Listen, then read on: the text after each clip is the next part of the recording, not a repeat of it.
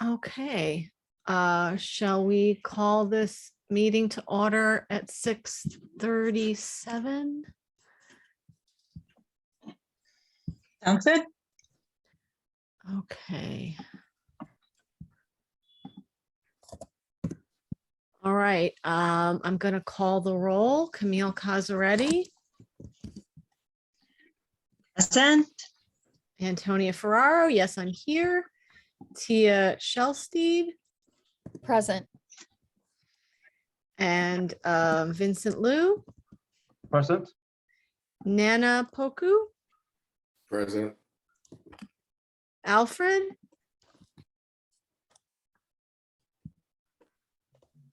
I don't see Alfred anywhere. Joseph Alexander, I think he isn't here. He had an emergency, I believe. Yvonne Banda. Inexcused Present. absence. Okay, I'll notate that. Excused. Nancy Randall, Present. yes. And Jared Moser. Present. Okay, great. I'm sorry, Antonia, if Yes, I might interrupt a moment. Yeah. I actually think that we're supposed to vote on the excused absence. So, Okay. So why don't we do True. that? Steve, you said that's true? Yeah, if it's not one of the three main reasons, like health, work, or Yes. there's another one in the regulation, it's to be voted on. Okay, is there a motion to allow Joseph Alexander an excused absence? He wrote us an email stating that he had an emergency. He had to see a patient at a hospital. I'll make that motion. Okay, Just one question. Wouldn't that be work? Work-related emergency. Yeah, it sounds like one. Yes. But then we don't vote if it's work. Yeah, you don't have to then, like as long as Oh. he sent the email to you all. So it should be good. You can mark him as excused absence. okay. But All right. but work is not an allowed. Is it not one of the absence. three? No.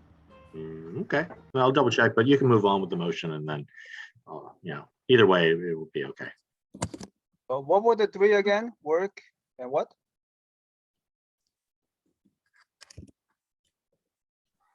Yeah, is it in our bylaws or is it in a regulation? I think it's a regulation. It's in D140, so I'm just gonna bring it up. Yeah, it's like illness, you know.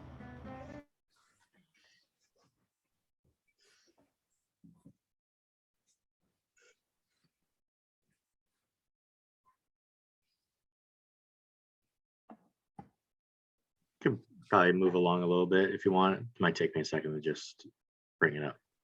Or you- Okay. I'll put it in the chat. So this is just, I will put a reminder in the chat for everybody to please sign the attendance sheet.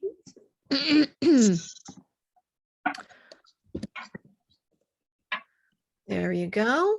Please sign in through the attendance sheet. I will go ahead and read the introduction while we're trying to figure out this question. All right, thank you all for coming to District 15's Community Education Council meeting tonight. We appreciate your time and we're glad you could join us.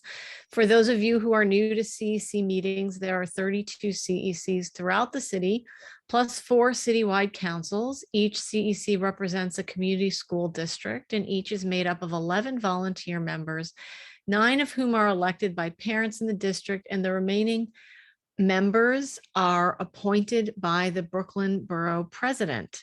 We also have 1 student member. I don't know why that's not on there. CEC15 is a state mandated public body responsible for ensuring that public school parents and the public have input in educational decisions that are made at the school district level.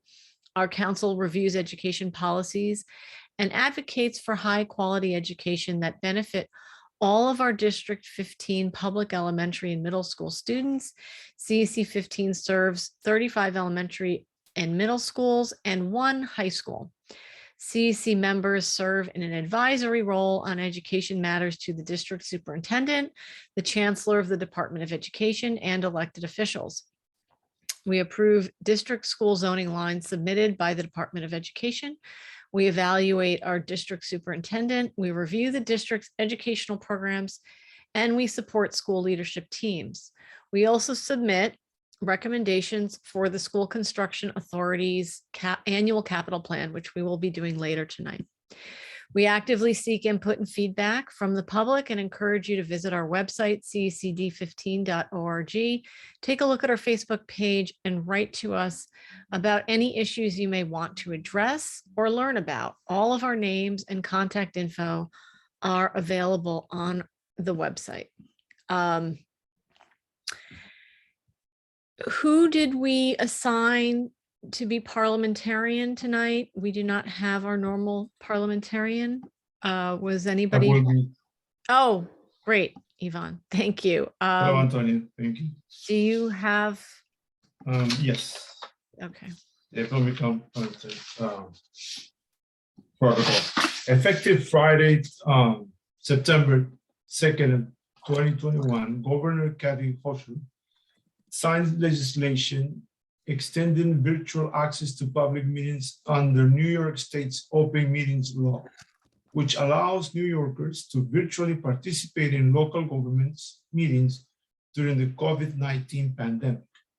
Tonight's meeting is taking place remotely and will include a public comment period so that we might allow for additional feedback from our families and the school community members. You might leave your camera on, or for your own privacy, if you prefer, you may use audio only during the comment period and throughout the meeting. The rules of engagement. When you comment, please respect the privacy of others. Please do not include names of children or staff. Guests who make inappropriate comments will be removed from the meeting. During the public comment period, you might add comments to the chat or raise your hand to speak. Speakers will be called on one at a time and will be allowed 1 minute each for comment. We will hear as many speakers as the time allows. It is possible that not every question will be given time. So the best way to get your questions answered is always to write to the CEC at CEC15 at the schools, that's with an S, nyc.gov. And please sign up for emails. And also don't forget to sign the attendance sheet. Thank you. Okay, thank you, Yvonne. Do we need to go back and discuss whether or not Joe is getting an excused absence? No, I was wrong. It is allowed. It's allowed. Okay. A job-related conflict which makes absence from CEC meetings unavoidable. All right. So he has an excused absence, and it seems that Alfred will be with us momentarily. We have guests tonight. Camille, are you? Yes, thank you. Thank you, Yvonne. Everyone, I am super excited to announce one of our new D15 City Council members, Shahana Hanif. She is here with us tonight, and this is a momentous time in the history of City Council. So I am going to turn the floor over to her right now, and welcome and congratulations. Thank you so much, Camille. What an honor to share space with you all tonight. I'm Shahana Hanif. I am the council member elect. I'm getting sworn in a couple of days. And we'll have an inauguration party in January at my alma mater, PS 230. So I am gearing up to have some of the 4th and 5th graders who have a school congress, I've been told, to be part of a program, to 1st graders who have written me congratulatory notes, to be a part of the program. It's going to be super exciting. A little bit about me briefly. I was born and raised in Kensington, and for the last 13 to 15 years, I've been fighting to improve language access. I'm a product of the public, parochial, and then CUNY school system, and recognize just how much my parents struggled with sending 3 daughters to schools from middle, high school, college, and language access continues to be a barrier. And we saw it firsthand and just pronounced during COVID. And so language access will continue to be a priority for me. It is the support that I was providing during COVID to so many of the schools within D15, and working with parents to ensure that all parents received information. I have the distinguished privilege of knowing how to read, write, and speak Bangla. And so when the city messes up, they hear from me. And I want to make sure that we really perfect the way that we offer language access across the city, with whether that's interpretation or translated documents. I am a lupus survivor, and it was during college. I was diagnosed in high school at the entry of 12th grade. And it was during college that I realized that I needed a different set of services and modifications in the school and accommodations in the school for me to be able to study. So a second priority for me, and of course, this is in no order, all of these are priorities in the same order, are our students with disabilities. And I know how many of our families continue to struggle to receive resources, adequate resources, equitable resources, and the investment that we really need to continue to push for our students with disabilities and our English language learners. So really excited to come into this role as a product of Brooklyn and a product of the schools out here, and to learn from you all and to see what we can be doing together, and would love to know what a collaborative partnership could look like in the coming weeks. And I'll just wrap up, one of the things I'm really excited to continue doing is participatory budgeting. And so many of our projects have impacted school buildings, bringing in solar to school roofs, to bringing in organizations like the Peer Health Exchange to offer peer-to-peer sexual health education. There's so much to do, and I want to be able to really tap the participatory budgeting initiative to look at how we make our school building infrastructure better, to helping inform more citywide legislation. Like, I was so inspired by Zoe, who had the project for the comprehensive sex ed sessions, and it needs to be something that's citywide. So there's a lot to do. And I'm especially inspired by the diversity of electeds coming into the council. I'm the first Muslim woman and first Bangladeshi, and those experiences will help shape really how we transform and continue to build on the power of our public school system in the city. So really excited to be here and getting to know everybody, and of course, just working together.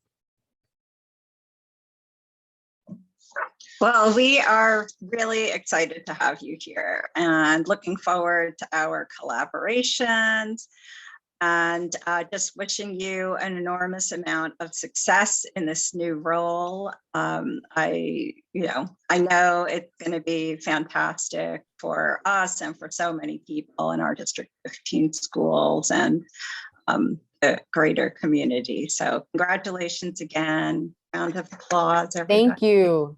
Thank you so much. Thank you. And we have Brad Lander here. Yay. Thank you so much, Camille. We were hoping to arrange so I could go before Shahana and the handoff, but I'm in the subway, so I apologize for that. And if the train comes, hopefully you can hear me over the train. I'm sorry I left my AirPods. I just wanted to take the opportunity, Camille, to say to you and to the great CEC members, Thank you so much for the incredible partnership over the last dozen years. I'm getting a little emotional. I mean, even though I'm excited about being controller, concluding being city council member is making me a little bit emotional. And that is especially true here at the CEC. As a lot of you know, our younger child, our daughter Rosa, started college this fall. But, prior to June, it was 17 years that Meg and I were public school parents in the New York City system. And, both our kids were in both elementary and middle school in District 15. And as all of you know, when you're invested in the system and in your kids' schools and in what public schools can do for both your own kids and their students in their schools and all our kids, you get really invested and emotional in it. Like, I have seen what this system can do to make really beautiful human beings out of my children who learned so much, not just about how to read and write, but how to be with other people and work together in teams. So like at one level, I just feel really grateful as a parent who had the enormous blessing to send his kids to D15 schools and see what that did for them and their possibilities in the world. Then I've had the amazing chance to work with so many of you in your schools one-on-one for so many incredible projects. I was just telling somebody today about the PS 130 playground project where the first graders got to design the playground that they now all share and that their whole school voted on, and was happened through participatory budgeting. And there's just in every single school in the district an incredible set of stories that come from a school community of educators and parents and students who make just incredible things happen. And what our schools have done during this past 2 years, during the pandemic, and how our educators and our teachers and our families have struggled through one of the hardest times ever to hold on to what's magical about what school communities can do for our kids. It's really extraordinarily powerful. And then finally, what I'll say is that, the work we did together on the District 15 middle school integration plan, for me is going to always be one of the things that I feel the most proud to have been a part of really anything that I have done. We are trying to reckon with the history of racial injustice and segregation and white supremacy in this country. We don't have a lot of models. There's this amazing book I really hope people will read by Heather McGee called The Sum of Us, which looks at the ways in which racism not only deprives Black Americans and people of color of opportunity, but in what she calls drain pool politics, it led some white communities to close down their public swimming pool rather than integrate it, denying all members of the community a chance to thrive. And there's so few places where people tried to lean through that and say, you know what, this system that we have, this segregated system, is harming all of us. And we could build something that looks more like an inclusive multiracial democracy that would be thriving for everyone in our city if we could find ways to have honest conversations together and then lean forward through it. And I really believe that the work that this community did through the D15 middle school integration process is one of the processes that I saw in which people really have the courage to do that, and the benefits are coming to all our kids, regardless of their race. And I feel really proud of it. We're gonna have to do some work to fight to keep policies like that. I mentioned this policy. I had a chance to talk yesterday for about a half hour to our new chancellor. And we talked about a few things. The controller's office role in public education is in a few specific areas. You audit, you work on the Carter cases for kids with IEPs and special needs because the claims are settled by the controller's office. But I also made sure to say to him, Chancellor, I know that we may not have the same point of view on elementary school G&T or the right approach to specialized high schools, but I really would ask that you take a look at what happened in District 15 when people, Black families in Red Hook and Latino families in Sunset Park and white families in Carroll Gardens and Park Slope said, there's something wrong with our segregated school system, and we want to lean in and make those changes together.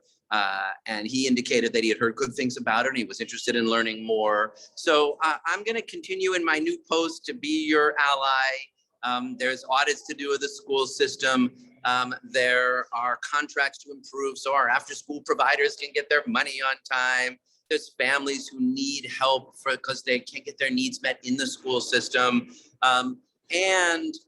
We are going to continue to be working together for that vision of the kind of schools that District 15 really, truly offers. So many of our kids, not perfect, obviously, but really, as urban public schools go, a pretty special model and something I feel so grateful to have benefited from personally, to have partnered with at the school level, and then to have been the ally of the CEC in fighting for those policies for all our kids. And like, it's really profound that I feel super grateful to all of you for the volunteer time you give in your own schools, and then at the CEC. It's pretty special. I want to say a special thank you to Anita Scott for her partnership with me across all these years. Anita, you and I have really been through a lot together, and I feel super grateful again as a parent and as a partner.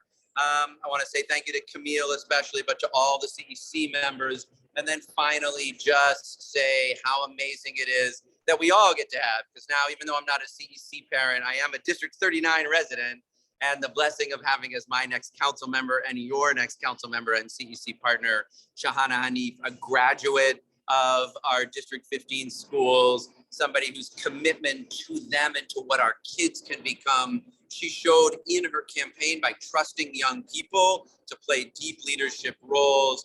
And I know that what it says for our district to be so excited about having Shahana as our next council member and a leader to show all our kids about what public education can be and about what leadership can look like. There's a lot that's wrong in our country right now, but that is pretty right. And I feel super excited about it. So Shahana, can't wait to see what you do in supporting our schools and working with the CEC and CEC15. Thank you for this really, truly incredible partnership over the last dozen years. Can't wait to see what you do together with your next council member for the future of all our kids.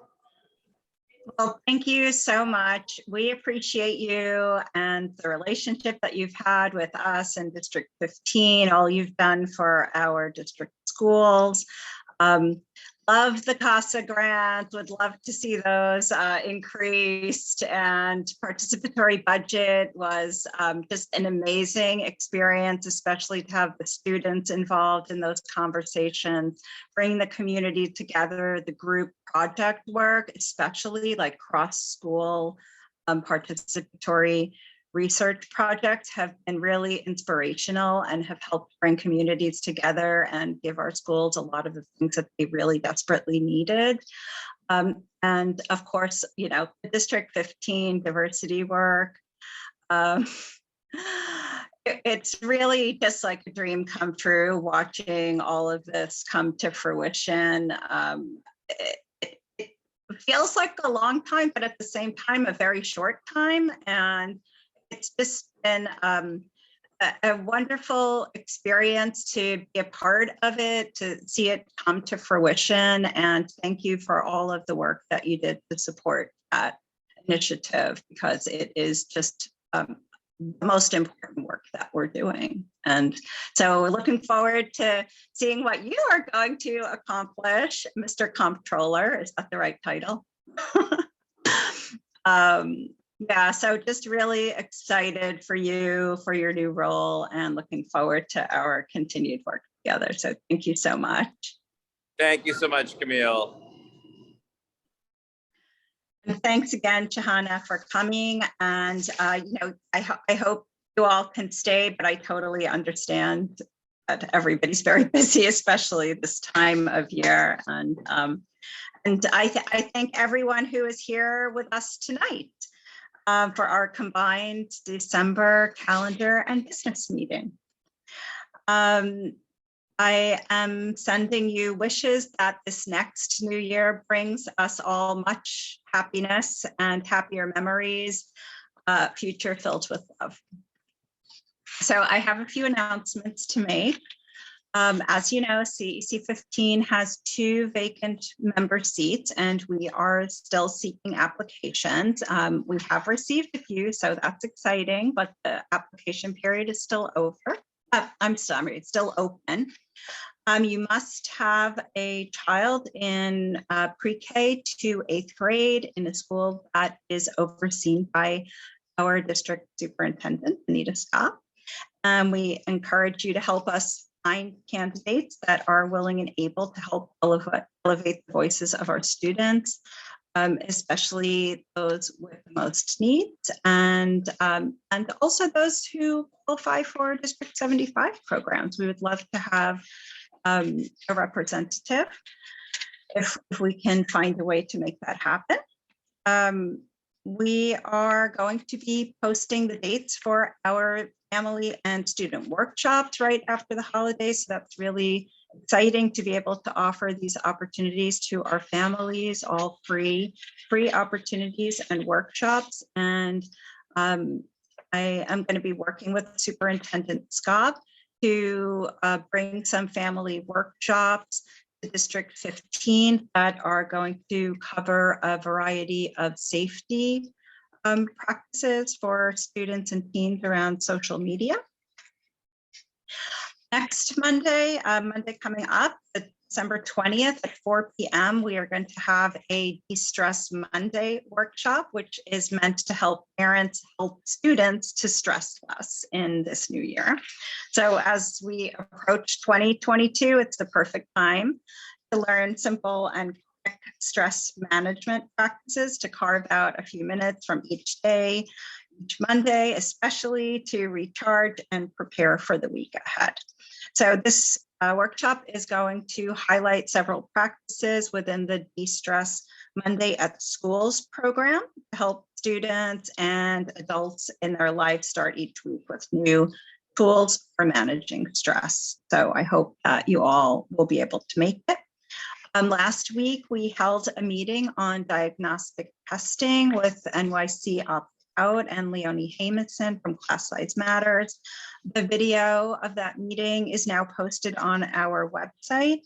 And we were offered an opportunity by the DOE to have them come and do a DESA presentation. So I'm going to take them up on that offer. And I will let you all know what that date will be. Later tonight, we're going to be discussing a draft resolution on school governance. And I reported in our last meeting that I had presented at the State Assembly statement on mayoral control and modification to a different form of school governance, one that elevates parent voice and allows a greater transparency and accountability to the school governance system. And we're also going to be discussing the School Construction Authority priority list that CEC is meant to put together every year. So members, you should have reached out to your liaison school principals by now and set up appointments for building walkthroughs. If you have not, there's still time. We did find out that there was an extension of the deadline for the list to be submitted. So we will be able to vote on the list at our January business meeting. So there is still time to do that, but we're going to review information that we've collected so far this evening. That is all I have to report. If any of the council members here have anything that they would like to share, please let me know. This could, I see Antonia with her hand up. But Yvonne, I think that you had mentioned you might be able to share a borough president report. And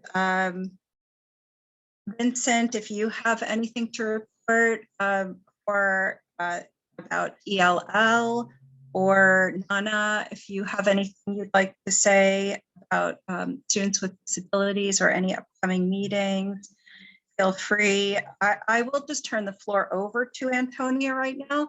And if you all want to say something, just raise your hand so that we know that you're going to speak.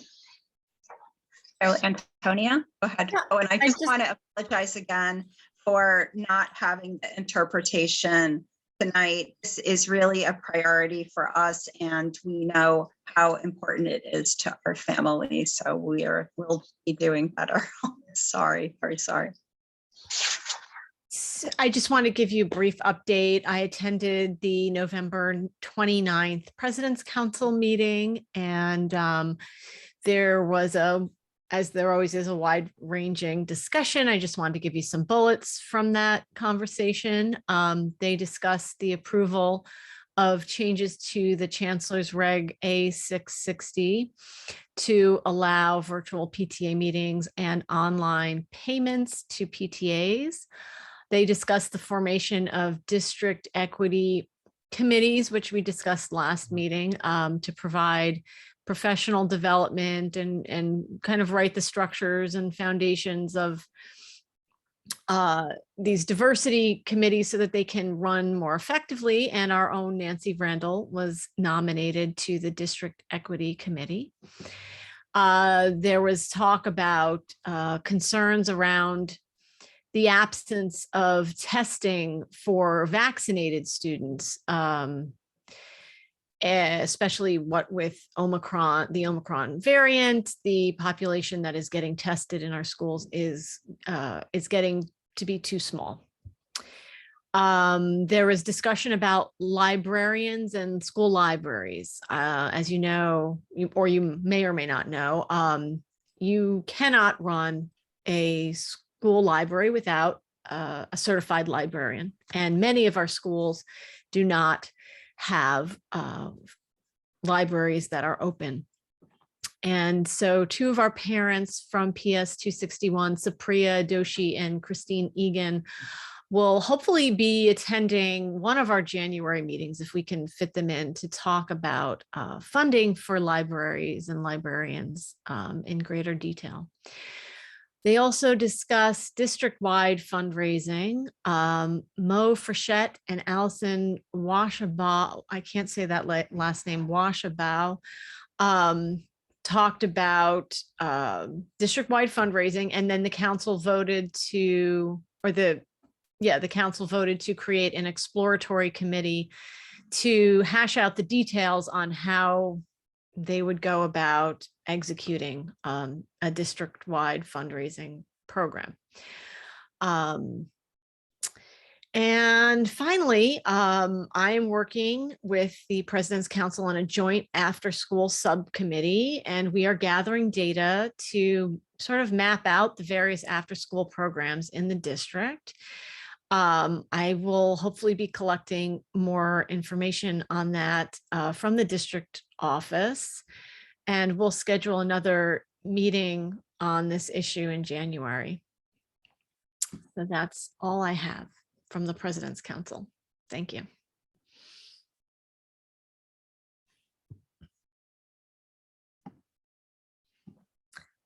Vaughn, were you going to go next? Yes, I just wanted to mention that talking to some parents and some people in some schools, and they were talking about the academic recovery services. There are a few schools that still need money for services to provide parents for all the students, and I know it's a citywide problem in some of the schools and affecting their budgets. And so those are one of the comments that I've been listening. But that would be all for me this time. Thanks. Okay, great. Anybody else? Vincent, Nana?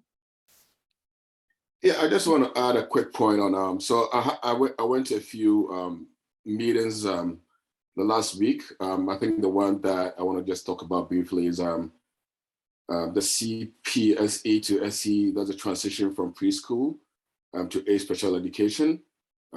So basically, that we're talking about services available to kids with special needs that are going to be transitioning from preschool to school age. That was about an hour or so, and they just discussed resources and which reach out to. So that was a good meeting in terms of the support services available to them.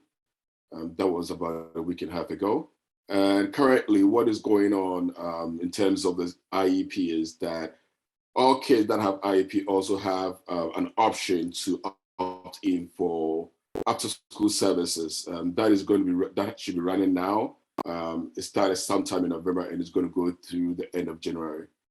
So as I've made my round to some of the schools that, are to my liaison, one of the big concerns is about the screeners where they believe that kids with special education is kind of being a little skewed because the expectation is that most of the questions that are being asked, they're basically going to sort of, not make that mark. So I think eventually there's going to be some need for more special education teachers in these schools.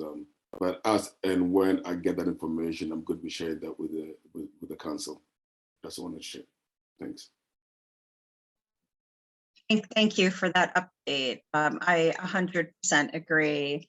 Maybe our new city council person can write something and get some support for additional special education certification. I know that one teacher who was trying to get her special ed certification through NICED, and they have just been giving her a crazy runaround. So, this is definitely a time where we need as many teachers as possible who are interested in getting special ed certified to be able to just have a clear pathway that is not buried in bureaucracy. So I'll just stop right there. Did anybody else, any other council members have anything they'd like to say? I just remember one last event with the Brooklyn Borough President. We got a training for PTAs, and it was a lot of interest, a lot of parents, first time PTA presidents and members, and they were very eager to find more information about how to fundraise, how to put together, how to engage the parents. And it was a very good hour and a half talking with Dennis Rachel Fine. Yes. Rachel Fine. Rachel Fine, she was in conducting the panel, and it was a very interesting meeting with many parents that really are very interested on being part of the PTAs in their schools. And that was organized by the borough president. I think it was the last event organized by the Eric Adams administration in that office. Thank you. Yeah, PTA Link is an incredible resource, and their training sessions have been just so well done and informative. And I remember when they were in person and the room would be packed. It was just such an amazing event. And I know Borough President Adams had been sponsoring the support of PTA Link. I really hope that our incoming Borough President sees the value in that. I'm almost tempted to suggest that we write a letter of support that continues, because it really has been worthwhile to so many people.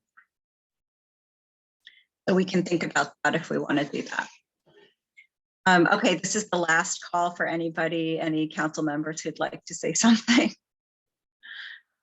Okay, so then let's move on in the agenda. We have the Contracts for Excellence presentation scheduled for today. Superintendent Scott, is someone here from that office? I don't see Larita. I'm looking for Larita as well. I'm going to text her right now. That's the presentation that is done. I'm oh, here. There she is. I'm here. Welcome. Good Oh, evening. she came Welcome. on my invite. That's why it says Anita. Okay. Okay. Larita, I cede to you and your expertise. Okay. Can I share my screen? Do I have access to share my screen? I'm waiting on Antonia to say yes. I believe so. She's a co-host. Oh, okay. Okay, great. So then, Larita, you should be able to share your screen. Okay, great. Thank you. Mhm. One moment. Sorry. Wait, maybe you're not. Maybe there were two Anitas, and so I was hesitant about who the second Anita in the room was. Sorry. But now Also- you are, now both Anitas are co-hosts. Okay, great.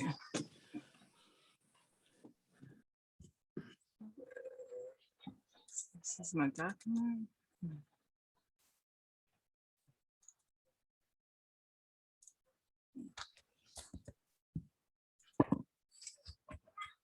What I want to share. Sorry, I'm trying to share my screen.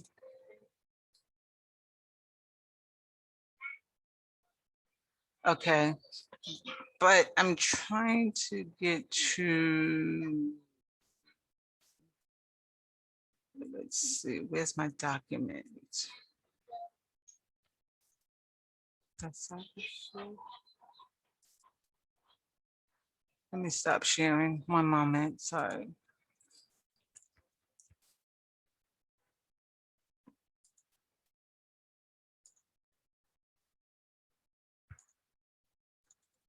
I don't know why I can't get to my documents. Anita, do you have a copy of the presentation? Are you able to share?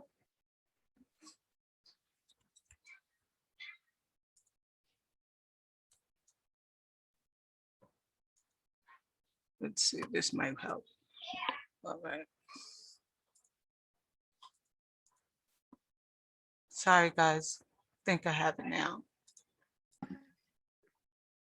Mhm. Okay.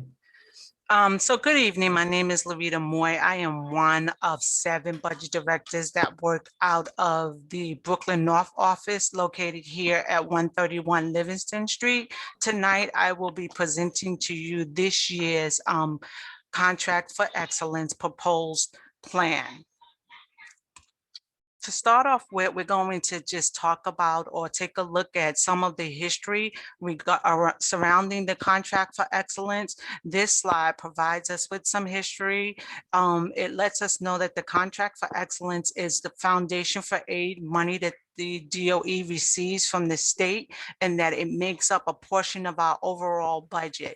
The funds are being received as a result of a Court of Appeals decision that was enacted on November of 2006, which stated that all students, every public school child in the state has a right to a sound basic education, and that the state has a responsibility to increase funding for New York City public school students.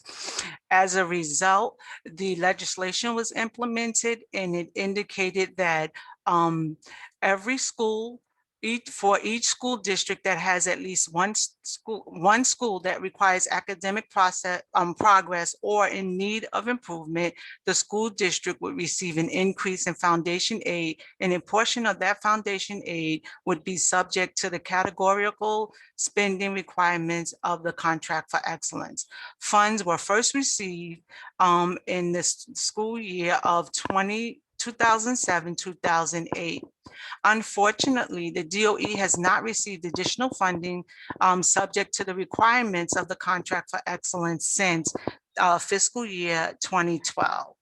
Now, under the state law, these funds must be distributed to schools that meet certain requirements and must be spent by those schools in designated program areas as set forth in the Contract for Excellence legislation. So what are some of those requirements? So this page here shows us or provides us with a list of program initiatives that must be used in order to implement programs using Contract for Excellence money. The first one is the class size reduction. Now, this program allows schools to open additional class sections. It also allows them to create more classrooms or to move into other school buildings. They can assign more than one teacher to a classroom and use other approved methods in order to improve student achievement. Next, we have Time on Task. This program focuses on students who may require additional or increased individualized attention in order to raise achievement. So when this task is, this program initiative is used by schools, is usually put into possession, and teachers are paid in order to work with students either before or after the school day. Next, we have teacher and principal quality initiatives, and this program is supposed to support the development and retention of high quality teachers. And it's supposed to help principals raise achievement in those schools that are struggling. Next is the middle and high school restructuring program initiative. I want you to know that none of the schools with under Anita Scott's superintendency have selected to use this program initiative, but it's designed to help those schools who are going through structural changes within the middle schools. And then we have the full day pre-K program. And last but certainly not least, we have the model programs for the English language learners. And this program is designed to implement programs to support schools in adopting best practices for raising achievement among the English language learners. In addition to the program initiatives, we also must remember that schools that are using the Contract for Excellence money have to make sure that they use the funds and that the funds must focus on helping those students who are students with the greatest educational need. They have been identified as students that are as English language learners, students in poverty, students with disabilities, and students with low academic achievement, or those students who are at risk of not graduating. Finally, the funds are supposed to be used to supplement and not supplant any local funding or grants. What does that mean? It basically means that if a school has a grant and now they've received the Contract for Excellence money, they cannot take the grant away from a program that's currently in existence and apply it towards another program and then use the Contract for Excellence to support that program. So for example, it says here that if a program has been funded by a different grant, but that grant funding has been cut, then the C4E funds can be used to fund the program. So you can only use it to fund an existing program if the funds that were supporting the program previously have been discontinued or cut. It can also be used to fund new or to expand existing programs as well. Now, with this slide, what we're going to do is take a look at the total amount of C4E funding that has been allocated for the fiscal year of 2021-22. The total amount allocated for this fiscal year is $531 million. Now, those funds have been broken down into two sections. One is the unrestricted, which was where $183 million has been allocated towards unrestricted funds. And then we have the restricted allocation, and $348 million has been allocated towards that. What's the difference between the two? The unrestricted funds are funds that are directly deposited into the school's budget under fair student funding. So fair student funding is the least restrictive allocation, and it allows the principal to use the funds at their discretion. Restricted funds are the funds that are placed into the school's budget directly as well. None of this money is given to the superintendent at the district level. All of the funds are placed directly into the school's budget during the initial budget allocation, which usually takes place in June. And then these funds are put in and they have to follow the C4E guideline. And that goes back to the 6 program initiatives that we talked about on the previous slide. Now, as a result of the DOE not receiving additional funds throughout the year from the state, as there was agreed previously agreed to. We are currently in what they refer to as maintenance of effort status, which means again that the funds are not, we don't have enough funds to provide to schools in order to help them to continue with programs that have already been implemented in previous years and allow them to create new programs. So at this point, they are mostly working with programs that have been approved in prior years.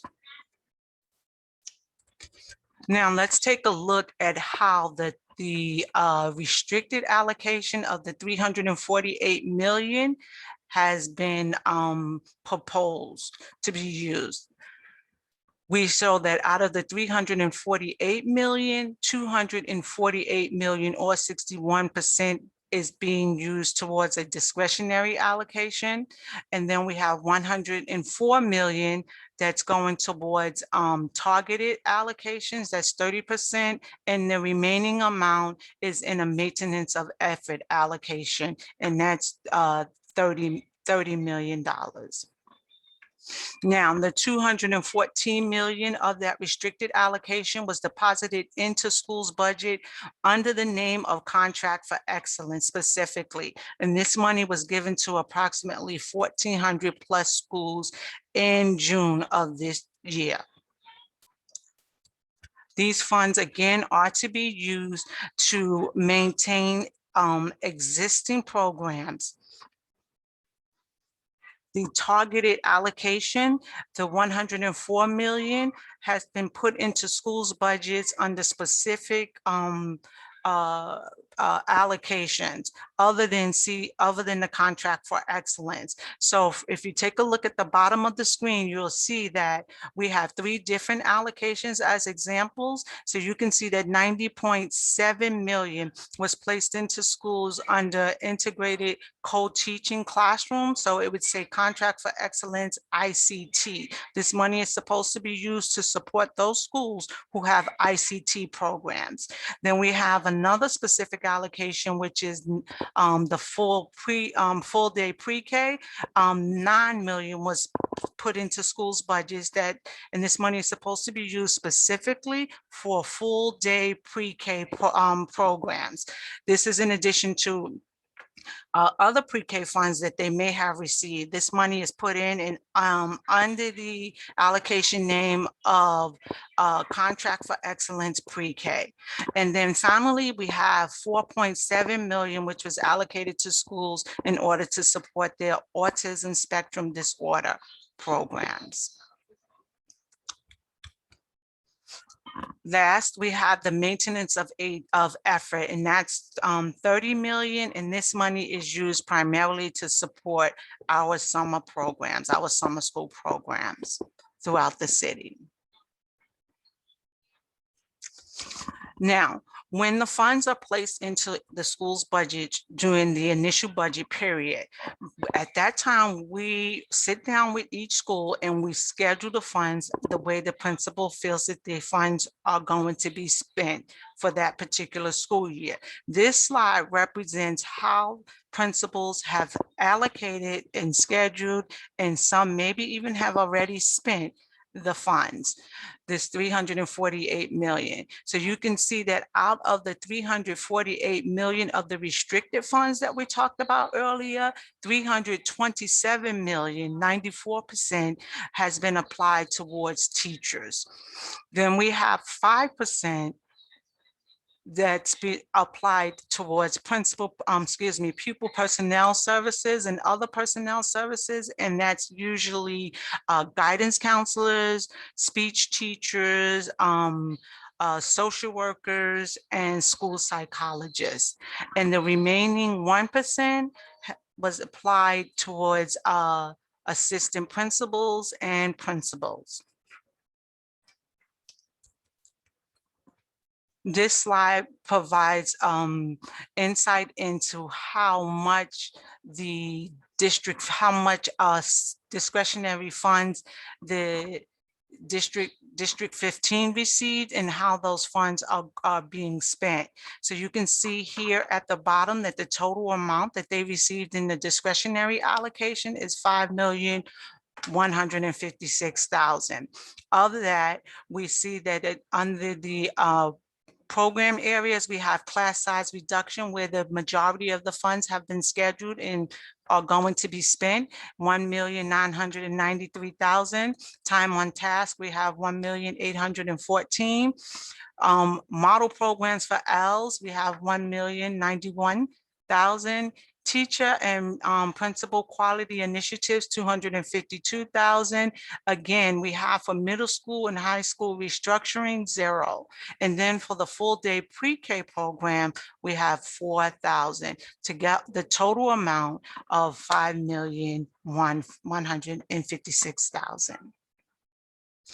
Now, the next couple of slides are going to show us how the District 15 funds are being spent compared to the city. And it also provides insight into the total amount citywide and then District 15. So as we take a look at this, we can see that we have class size reduction. And underneath class size reduction, we have some subcategories, and the total amount for District 15 under class size reduction is $4,619,000. For the city, we have $142,516,000. Now, we can see for class size reduction, $103,213,000 is being spent in this category, whereas in District 15, we have $3,736,000 or 80.88%. And then reduced PTR, the PTR stands for pupil teacher ratio. We have 26 million at the city level, and we have 659,000 at District 15 level.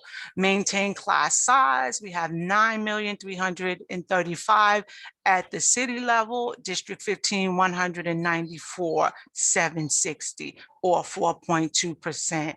Maintain PTR, that means that if the school doesn't want to reduce it, but they want to be able to maintain their current pupil teacher ratio, we have 21,000 on District 15 of this, the total allocation being spent here for maintaining PTR.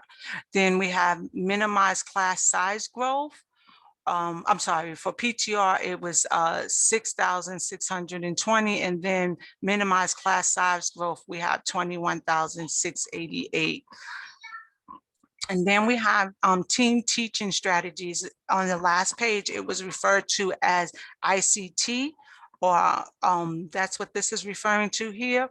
We have 2,388,153 at the district level. And here at the city level, we have $58 million being spent. And these are the totals down here at the bottom, which we went through. And now we have time on task, the program strategies. Again, you can see the district level here, and then the citywide levels here. These are the subcategories. Time on task, we have dedicated instruction, before, after school, summer school, and then individualized tutoring. You can see that for District 15, the majority of the money has been scheduled in dedicated instruction. And then in second place at 8.75%, we have before and after school programs. As we move on, we see that the next program initiative is Teacher and Pupil Quality Initiative Program Strategy. And the at the top, we have teacher coaches, then we have leadership coaches, mentoring new staff, and then recruit and retain high quality teachers. And we can see that the first two, teacher coaches, the majority of the money is scheduled here under this subcategory, 96.23% or 243,149. And then for leadership coaches, we have 9,532. Middle school and high school restructuring program strategies, 0. Full K pre-K, you can see that the district received a total of 697,651, 100% has been scheduled in this program allocation. And then finally, we have the ELS program, the model programs for ELS, and it has here the L and innovative programs. And then we have here where 1,091,000, all of it actually that has been allocated is being spent in this program initiative right here. So now as we move on, it says here that for the 2021-22 school year, the DOE will continue its efforts to reduce class size. One of the allowable activities for which contracts for excellence funds may be spent pursuant to the C4E legislation. And then principals must use the C4E funds to reduce class size or student-teacher ratios in their schools. The New York City Commissioner of Education has determined that the 5-year class size plan created in 2007, when the C4E legislation was issued, is no longer in effect. Public comments. If you have any comments, you can email them to this address right here, contractforexcellence@schools.nyc.gov, and you have up until January 14, 2022 to submit your comments. Now, Camille, I know that you asked if it's at all possible for us to display or to show you how the funds are broken down at the school level. Is that correct? Yes, thank you. Okay. Can you see my screen? It's a little hard to read, but I can also send this to you in an email, but let me see if I can increase the size. Hold on one moment. yeah, I mean, maybe you or Anita could just walk us through sort of like, you know, one line just to let everybody understand where those District 15 numbers are coming from. Because I think that, you know, it's always good to have more information about how the budget is put together than less. So thank you for putting this slide together. Loretta, let me just indicate something that I think is very important. You need, as a whole, you need to understand that these monies never go through the district. They go directly to the schools. This is the way this works. So what you're looking at, and what Loretta was talking about, is that the principal comes in and sits with her, goes over the budget, decides where they're prioritizing this in lines with their individual school needs and in line with their CEP goals. So that's how this works. You know what I was thinking, Loretta? Perhaps you could walk them through one school as an example. Based off of this spreadsheet, is that correct, Anita? Yeah, just pick one and give them like a sense of it. Okay, so let's start off with 15K10. So under 15K10, you can see that a total of 135,764 has been allocated for reduced class size. And then they don't have anything allocated under the time on task. When we move to the ELS program, they don't have anything allocated or scheduled under the ELS or full day pre-K, nor do they have any allocation under teacher and principal quality initiatives, which leads me to believe that the total allocation of 135,764 has been scheduled and is currently being used in order to reduce their class sizes. I'm not sure, I don't remember which grades they're targeting at this year, but so what that means is that what they did was they opened up an extra class on a grade, or maybe even 2 grades, in order to reduce the number of students within the classroom. So if, let's just say that for grade 2, they have 30 students in the class, and they want to reduce and they have 5 classes, and they want to reduce the class sizes from 30 to 25. Then what they did was they hired another teacher, used this money, and they opened up the additional class so that they can reduce the number of students within the class. And what you need to understand is, for example, 135 could be one teacher's salary with what's called fringe. That's absolutely correct. Yes. So the average teacher salary can be as much as $100,000, but when you're using contract for excellence, because fringe is attached to it, as Anita said, the cost can go as high as $135,000. They could also use this money to help. What they can do is commingle the funds, so they can use some money for fair student funding and some out of contract for excellence, and be able to support the need of 2 teachers if needed. Thank you so much for that. Just a point of clarification.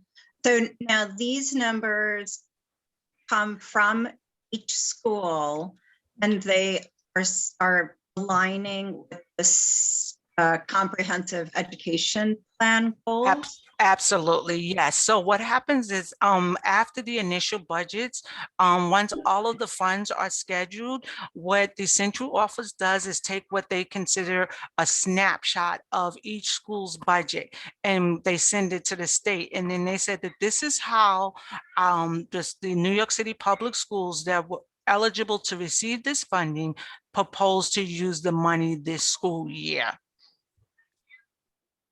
Does that answer your question, Camille? I'm sorry. Yes, it does, but of course it leads to another, which is why was Governor Cuomo always saying that he never got any detail of how money was being spent when this is incredibly detailed? So obviously you can't speak for him, but I appreciate you and thank you for offering this slide. You're welcome. Would you should I forward this a copy of this to you? That would be amazing, and I'll share it with our council members. That is a big spreadsheet. Thank you so much for putting You're that welcome. together. Thank you. That's wonderful. Does anybody have any questions that they would like to ask? This is technically a public hearing, and so we would be taking members from the public as well. Just a quick question. Hi, this is Vincent. I know that the prior presentation is available on the website. I can Google it. Is this one available on the DOE website? I'm just Yes, it is. okay. Yeah, I was able to get it. Probably I didn't use it right. If you can share with us, that would be very helpful. Thank you. You're welcome. And then also I can forward a copy of the PowerPoint to you, Camille, if you don't have it, and so you can share it with the CEC members if you want. Please, that would be great. Thank you. Camille, can I jump in? Yeah, but Tia has her hand Oh, up. You go first. You go first. I just wondered if you could contrast for us a little bit what the numbers are like this year with what they were like last year. Do you have? I'm sorry, I do not have that information available. Okay. I'm sorry. But I can tell you that the schools pretty much received the same amount of money that they received last year. Some schools may have a little less money than they received last year if they the number of students enrolled has dropped significantly. I see. Could you just explain for the public what the difference between fair student funding and the C4E money is? Yes, so tax levy fair student funding is the least restrictive allocation, and most of the school's budget comes from fair student funding. Most of that money is used to pay for well, not most of it, but it can be used to pay for just about any expense or expenditure that the principal feels the need for. There are no restrictions aligned to it. The money also is generated based off the total number of students within the building. So they receive money for every student that's in the building, and then they also receive fair student money based off of the students that are in the building that are in need of academic intervention, so special services. Say for instance, those students who are in need of the Ls who they receive additional money for those students. They receive different additional funding for students that are in need of ICT services, set services, and so on and so forth. So there's a particular a per capita rate assigned to each one of those services. I believe that for every school within the building, the per capita may be about $4,400, and that's for every student in your building, regardless of whether they're gen ed students or a special ed student. And then as you go along, you get additional funds for students who are in need, who are considered in poverty. You get additional money for students who are receiving academic intervention. You receive additional money, like I said before, for special ed students and for English language learners. Thank you. So the money is generated based off of the total number of students. Now, as far as Contract for Excellence is concerned, you also receive those monies to support student achievement as well. And it's really targeted towards the same group of students that are receiving the additional services, like the L students and the students that are receiving set services, and those who are considered to be in poverty, and just so on. Does that answer your question? Yeah, I guess I just wanted to clarify for folks that the fair student funding is a portion of the campaign for fiscal equity of the C4E money. Yes, that's some of it. That's the unrestricted. Remember when I said the restricted and the unrestricted? That's a portion of the unrestricted funding. That is correct. Right. It gets confusing with all of the acronyms, and, you know. Thank you. You're welcome. Yeah, Yeah, you have wanna go? Hi. Oh, yeah, I guess just tagging on to what Antonia just said, just in general, with our budget presentations, I would like to request that just in the future, that we get these presentations based on some kind of idea of the budget as a whole to begin with, and then to talk about the money as a percentage of of total school funding, and then you know how and I know that you went over the stuff at the very beginning, and I just kind of glazed over a little bit, so I probably missed a lot of the stuff that you explained, but like you know, so how the decision, who is making the decision about allocation at each level. So if we can start out with the entire New York City public school budget is X. This percentage is federal. This percentage is as a result of a lawsuit. This percentage is, you know, and then we're going to talk about this piece of the pie or something like that. But I did have a few questions that I'm sure that everybody else understood, but I missed it. You said something about schools have not received any funding since 2012? No, I said they have not received an increase in the C4E funding since Okay. 2012. So in 2012, we received additional money from foundation, foundation aid, but the money was used to bring all of the schools up to 100%. So now Right. all schools are funded at 100%, but we have not received any additional money since that time.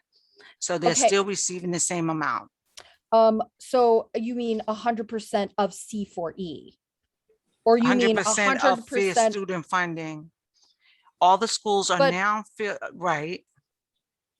Right, but we're talking about. Wait, Tia, let me explain. So what happened was that schools were getting under 100% percentage of fair student funding because of the financial crisis. There wasn't enough money. And so in 2012, there was enough money for them to all come up to 100%, which was a wonderful thing. But in terms of C4E, which is a different pot of money, originally the state was supposed to pay a certain amount. And they never quite got up to that full amount because they, again, didn't have the money. And so even though they were supposed to pay a certain full amount, we've never gotten up to that. Right, okay, so that's why you say we haven't gotten additional money. Yes. Right. Yes. Right. I thought that there was just some kind of decision that legislated that we would be getting additional money, or am I not remembering correctly? The additional funds that we received this year is the stimulus money. Is that what you're referring to? No, but that's okay. I mean, I would like to request a presentation on the federal money. So that presentation is usually done in May or June, where we're Right. talking about the fair student funding. Is that what you're referring to? No, I'm talking about the stimulus money. Oh, okay. Okay. Yeah, because I did read in the news that a decision was made, and I don't know whether it was I think it was by the city to put a significant amount of that money into reserve. So you know, I haven't seen a lot of reporting around the specifics of the federal money since then. And so that just seems very curious, you know, that the city would make a decision to put money into reserve when we have all of these needs. And, you know, as you said, we're expecting, you know, additional money that hasn't come for a long time. Tia, are you confusing the phasing in of the foundation aid? No, this was Okay. announced in a city council hearing. Yeah, that a large part of the federal COVID money, they decided to put it into reserve. Oh, Yeah. So this came up in fact, Lainey Hameson brought it up in the class size hearing and said, well, why aren't we spending it on class size reduction? So one of the things that you do want to keep in mind, especially if we're talking about the federal money, which is a result of receiving the COVID money, the stimulus money, Yeah. is that we don't want to take all of that money that we're receiving this year and that we received last year and maybe next year. And then we hire all of these teachers. We hire a bunch of teachers, and then we're unable to sustain them once the funds are no longer being received. So then we end up with having to excess teachers because the schools are unable to keep them. And now the class size grows back, it goes back up to where it was before. So we have to be very conscious when we talk about reducing class sizes and bringing on additional teachers. So that's why at this point, even with all of the stimulus money that the schools are receiving right now, we are encouraging them right now to just continue to use subs as much as possible, or to only hire those for those positions or classrooms that they know that they will be able to sustain throughout the upcoming school years.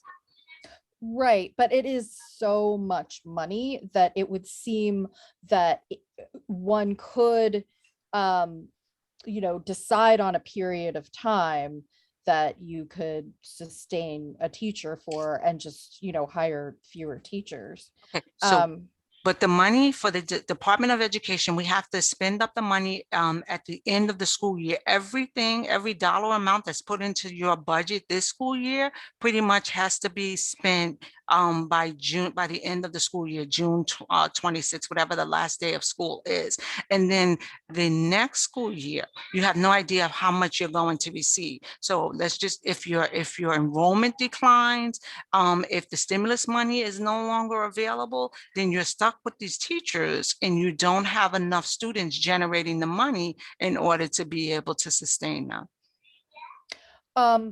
Thank you. I again, it would be really great for us to have a presentation, on the stimulus money, Okay. and just where, because it's just so much money. And just jumping around, so sorry, I don't want to hog up all the time, but just looking at this this chart that you've given to us,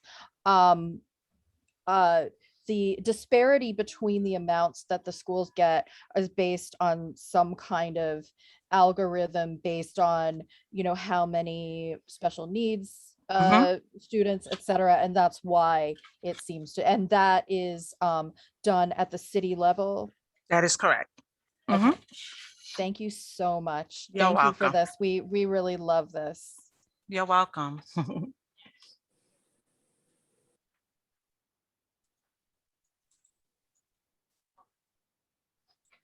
Are there any other questions for? Any questions from the members or the public at this point?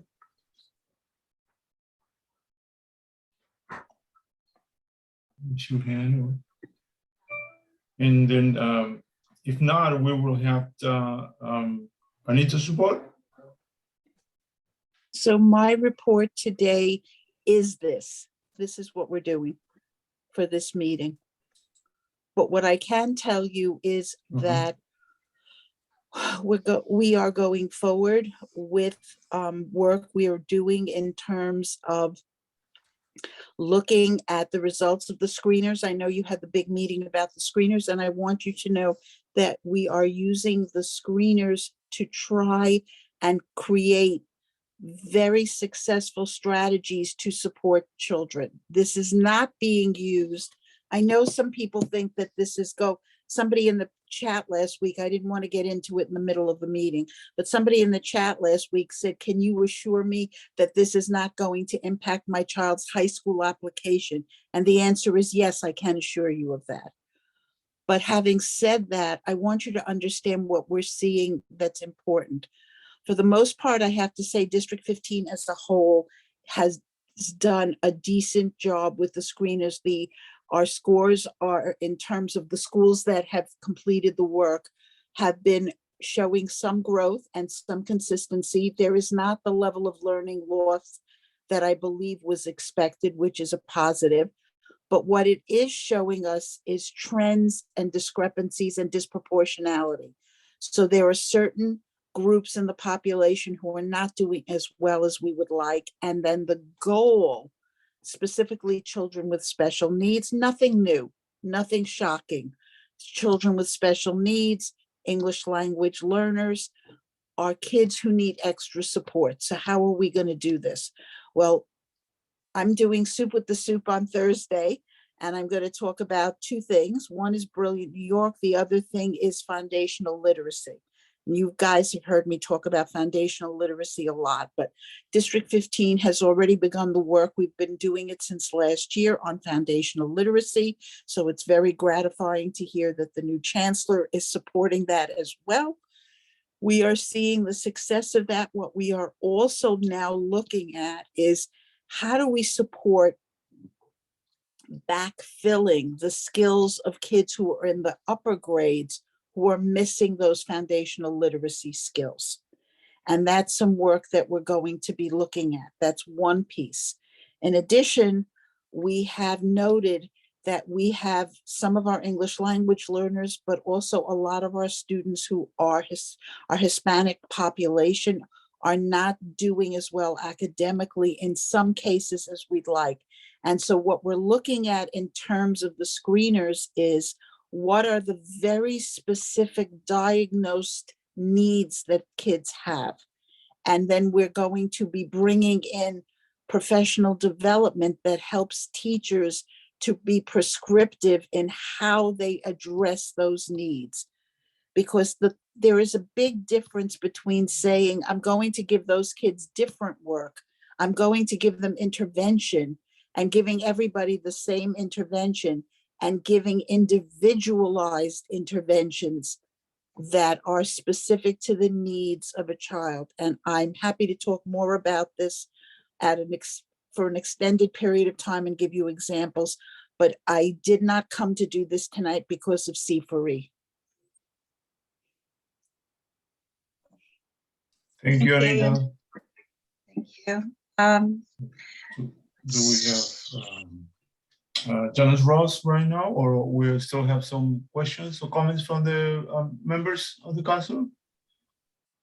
We have to Okay. do a public comment period just to allow access to Superintendent Scott. So if there are any questions from members of the public, now would be a good time to ask or raise your hand.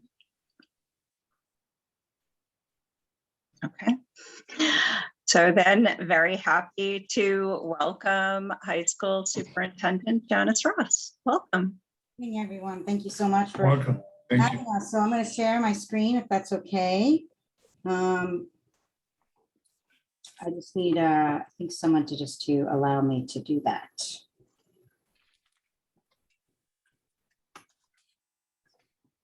It's saying I host disabled participants screen sharing.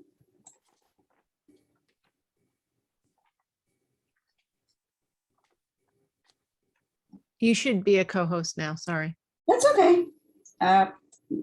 No problem whatsoever. Okay, so let me get this. So let me get this in present mode. Okay, great.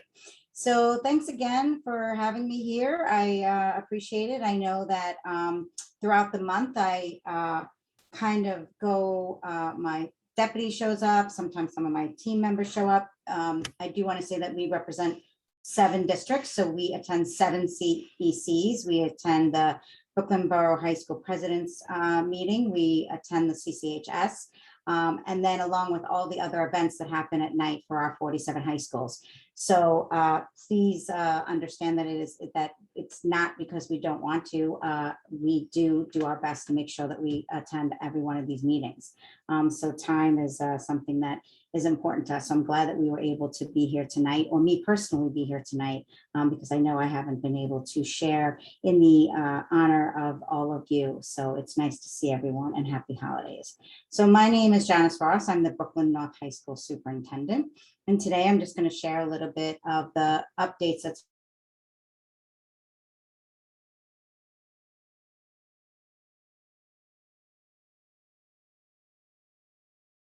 feel free to go and look at them at another time. I know time is short here, so I want to make sure I make this quick. Attendance is on the rise, which we're very, very, very proud of. In September 30th, we had 27 schools that were under 80%, and 11 schools that were 85%. Now today, I'm sorry, as of November 30th, we had 8 schools under 80%. And all of the additional 23 schools were over 85%. So we're really, really happy to see that our work is happening and moving forward. We have the register of reconciliation that's happening right now. So that's really going to support our schools with older cohorts. And that will get students that are either into programs that will help them graduate or other things that they need for those who didn't graduate last year. So we're re-engaging with those cohorts. Here's the District 15 attendance. And we wanted to be very clear that we are working with the Cobble Hill School of American Studies. This is one of our, what we call Tier 1 schools, and supporting them with their attendance, because this is one of the below 80 schools that have not moved. And then we will continue to support all of our schools in 15 and the rest of them to start creeping up to that 90%, 95%, and maintaining hopefully at the 100. So these are our right now must do things that we do for attendance. And I'm sharing this is because this is one of the things that we went into Cobble Hill recently to support and to ensure that their attendance team and all the other schools are doing these things so that their attendance, and this is how we've moved our attendance from the 23 under 80 now to just the 7 that are still struggling to get their students in. And so we have a clear plan that we meet with them and ensure that this is happening. And I have a team member, Terrence Poland, you might have met him, he might have come here. He is designated to support the schools with attendance. This is our DESA screener. So this is our work that we're doing to support the district completion. We have about 78% as of November 30th. And you can see these are our schools around this work. And this will be something that is going to be used to support our students in really the needs of coming after the pandemic during the SEL and what we have in our schools, what we need to support our schools with. This is a lot of, we look at this for budgeting as well too, for funding, and we support schools with specific targeted resources that they can get with the funding that they have to support their students that are coming back full time. And we are seeing that there's unfortunately a lot of issues in our schools right now across 15 and across the district, but across, you know, the city and the nation.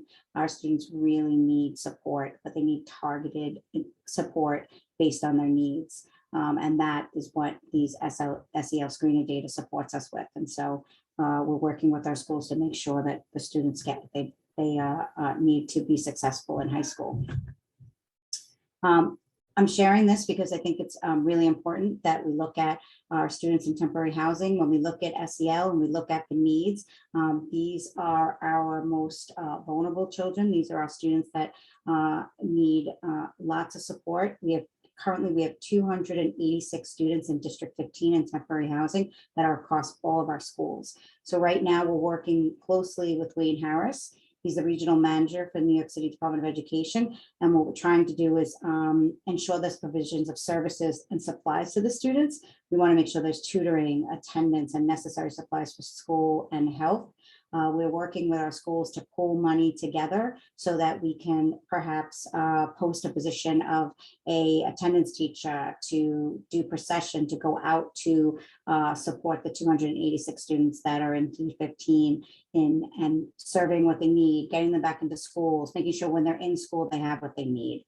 So this is something that we're doing. We're also working to ensure that the schools have pantries in them. For the high numbers of students in temporary housing, students we're looking to get washers and dryers to support our students. We'll be having a luggage drive. We're looking for gently used luggages. Several times you'll see students in foster care, students in temporary housing carrying their stuff in black bags. We want to avoid that. We want to provide them with a suitcase or some type of duffel bag that will support them. So that'll be coming soon. I'll be sharing that with you. This is our 90-day progress. This is our monitoring. This is how we do all of our work in ensuring that we have 100% graduation rate, that we have 100% attendance, that we have 100% college and career ready, that we have 100% college persistence. This is how we tier our schools. This is everything we do. And I'm sharing right now, we're in cycle 2. And then as the months go on, we'll share with you the rest of our, then the 90 days that go into our cycle 4, 5, and 6. So this is really how we support our schools based on data. Everything we're doing now is data driven. We cannot expect the results to change if we're not looking at data to support our young people.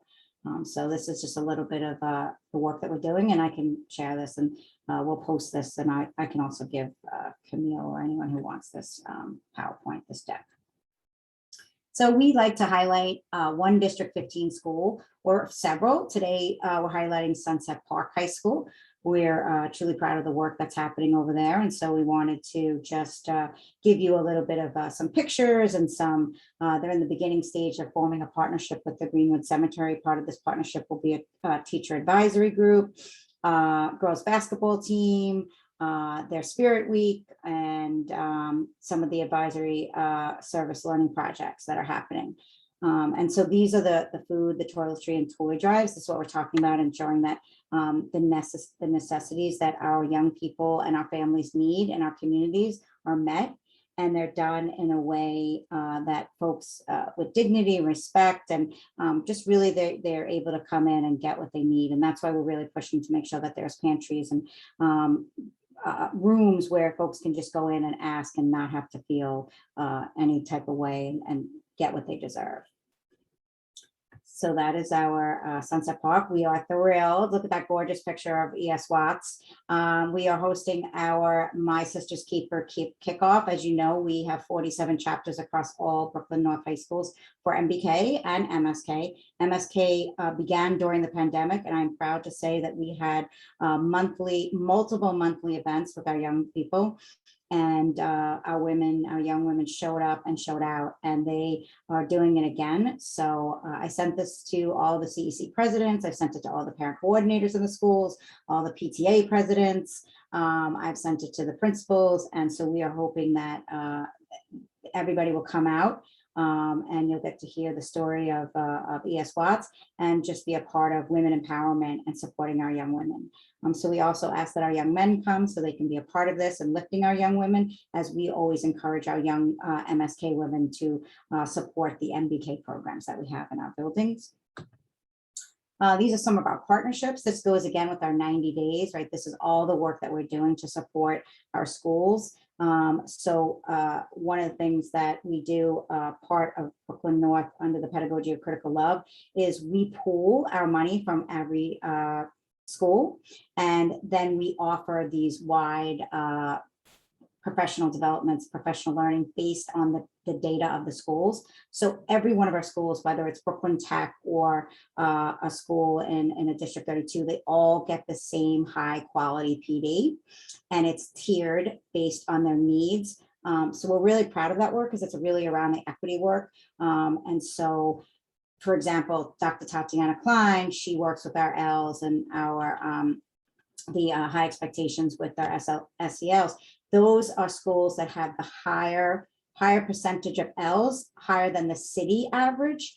They are in that cohort. So like different schools get different, different PDs. They all get leadership support, so that we work with Dr. Akinelli, Dr. Sabrina King. They all get the MSK and MBK work. They all get the Dr. Goli Muhammad. They're all getting Dr. Donnell Dickey, and then there'll be breakouts and smaller groups for work. So another thing we're very proud of, that we're ensuring that all schools get what they need to support their teachers and their students based on data. This is from all of us at Brooklyn North High Schools to all of you. We want to make sure that we represent, we wish you a very happy holiday and a season's greetings and a very happy new year. And it is an honor and privilege to work with all of you. We are proud of our D15 schools, and we will continue to support them with your support. So we're always open to hear and willing to be thought partners in anything that's going on. And it's truly an honor to work with Superintendent Scoff as a newbie under her leadership, and just been blessed to have her as a role model and a mentor. And I think that's it. That was just the last one was just the how to get in touch with us, and that's that one. Thank you so much. You're welcome. Superintendent Ross, I just want to say how grateful I am for your presence here, and always having somebody here to present and answer our questions. And the way that you design your presentations just really allows so much accessibility to the data. It's just done in such a easy to read fashion. And so I want to thank you for that, because as we are trying to build parent leadership among our families, that is so important. And Atia had brought up the idea of the acronyms in the C4E presentation, and I couldn't agree more that we have to be really conscious of how frequently we're using the acronyms, because it really tends to alienate people. And so I thank you so much for that. Welcome, my pleasure. We have a surprise for you. One of your principals is I here, saw Paul him. Thompson. Yes, listen, like I said, I saw him, and then I at the end I said I'm proud of my D15 principals, but I am proud of all my principals. Yes, Principal Thompson had asked to come and just introduce himself and talk about his wonderful school, which happens to be in District 13, just our next door neighbor. And so why don't we let him say hello, and then if any of the council members have questions for either one of you, we can proceed that way. So thank you so much. Well, thank you so much. Good evening, everybody. Hello, Superintendent Ross. Good to see you. Happy holiday, and thank you for having me. I know your meeting has gotten long, so I will be brief. My name is Paul Thompson. I'm the founding principal of the Bard Academy at the Urban Assembly School of Music and Art. This is our 17th year. As I said, I'm the founding principal. I wrote the proposal for it in 2004. We opened up in downtown Brooklyn in 2005 in a brand new renovated space at the foot. It's literally the last building before you get off the Manhattan Bridge, or before you get on the Manhattan Bridge. And so we were very central to all of the downtown Brooklyn transit hubs. And the thing I wanted to share with you all tonight as we begin to think about the high school enrollment season, I believe I saw that it starts on January 24th. So the mad dash will soon be on. I wanted to share a program that we started about 4 or 5 years ago. We partnered with the Bard Early College. And the reason why we did that is I'm a Bard graduate. I'm presently on the Board of Governors. Many of our teachers here are Bard graduates and or graduated from the Masters in Teaching program. So we have a long-standing relationship with the college. And as a Board of Governors member, to be frank, I would complain to them that the 2 high schools that they've opened in New York City are 2 of the most screened and restricted schools in New York. It's actually, they've said it's easier to get into Yale than to get into either one of the 2 BSECs. So for about 6,000 students applying, they've only got 300 incoming 9th grade seats. And in most instances, the students that I serve, a non-screened, non-auditioned high school really don't have a shot at ever getting into a program that is that exclusive. And because I have a relationship with the college, I could internally shame them about it. And as we talked about work in diversity, I told them to really put their money where their mouth was. If they wanted to really develop a diverse program, then they should send one of their professors to my school so that they could teach the same college courses that they teach at BSEC to my kids. And we've been doing and building that partnership for the last 5 years. And so students have the opportunity in their junior and senior year when they come to us to take college classes on site with a BARD professor that's part of our faculty, and they can earn up to 12 credits. So when students graduate, they not only do they earn their high school diploma, but they also leave here with the BARD transcript with up to 12 credits, which if we're clear, that's an expensive commodity. But the real value is not just in the credits. The real value is that those credits transfer. So most of my kids, when they enter into college, they don't have to take freshman English because all of the courses that they took with us during their junior and senior year really fulfill those credit requirements. I would also say more importantly that when our kids leave here, because they've had the experience of sitting with an actual professor teaching them courses, they don't land in college their freshman year confused. Like they already know how to write. They know how to read rigorously. They can discuss complex ideas that they're taking out of texts in a Socratic seminar style.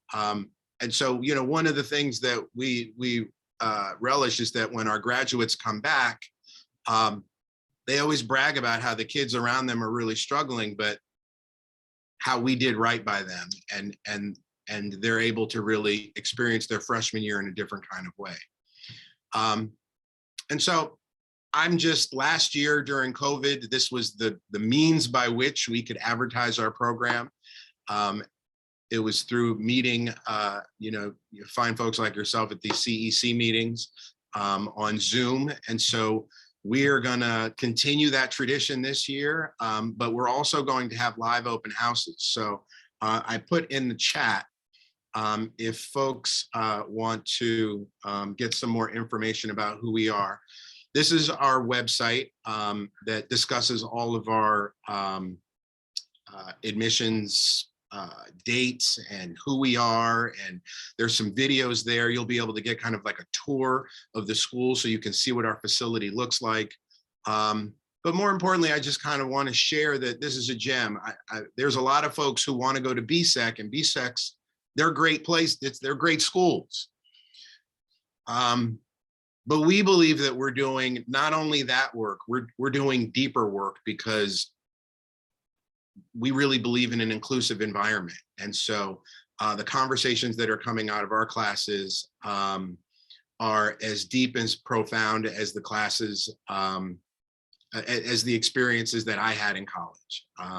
I saw our incoming comptroller, Mr. Lander, mentioned Heather McGee's book. That's a book we're reading.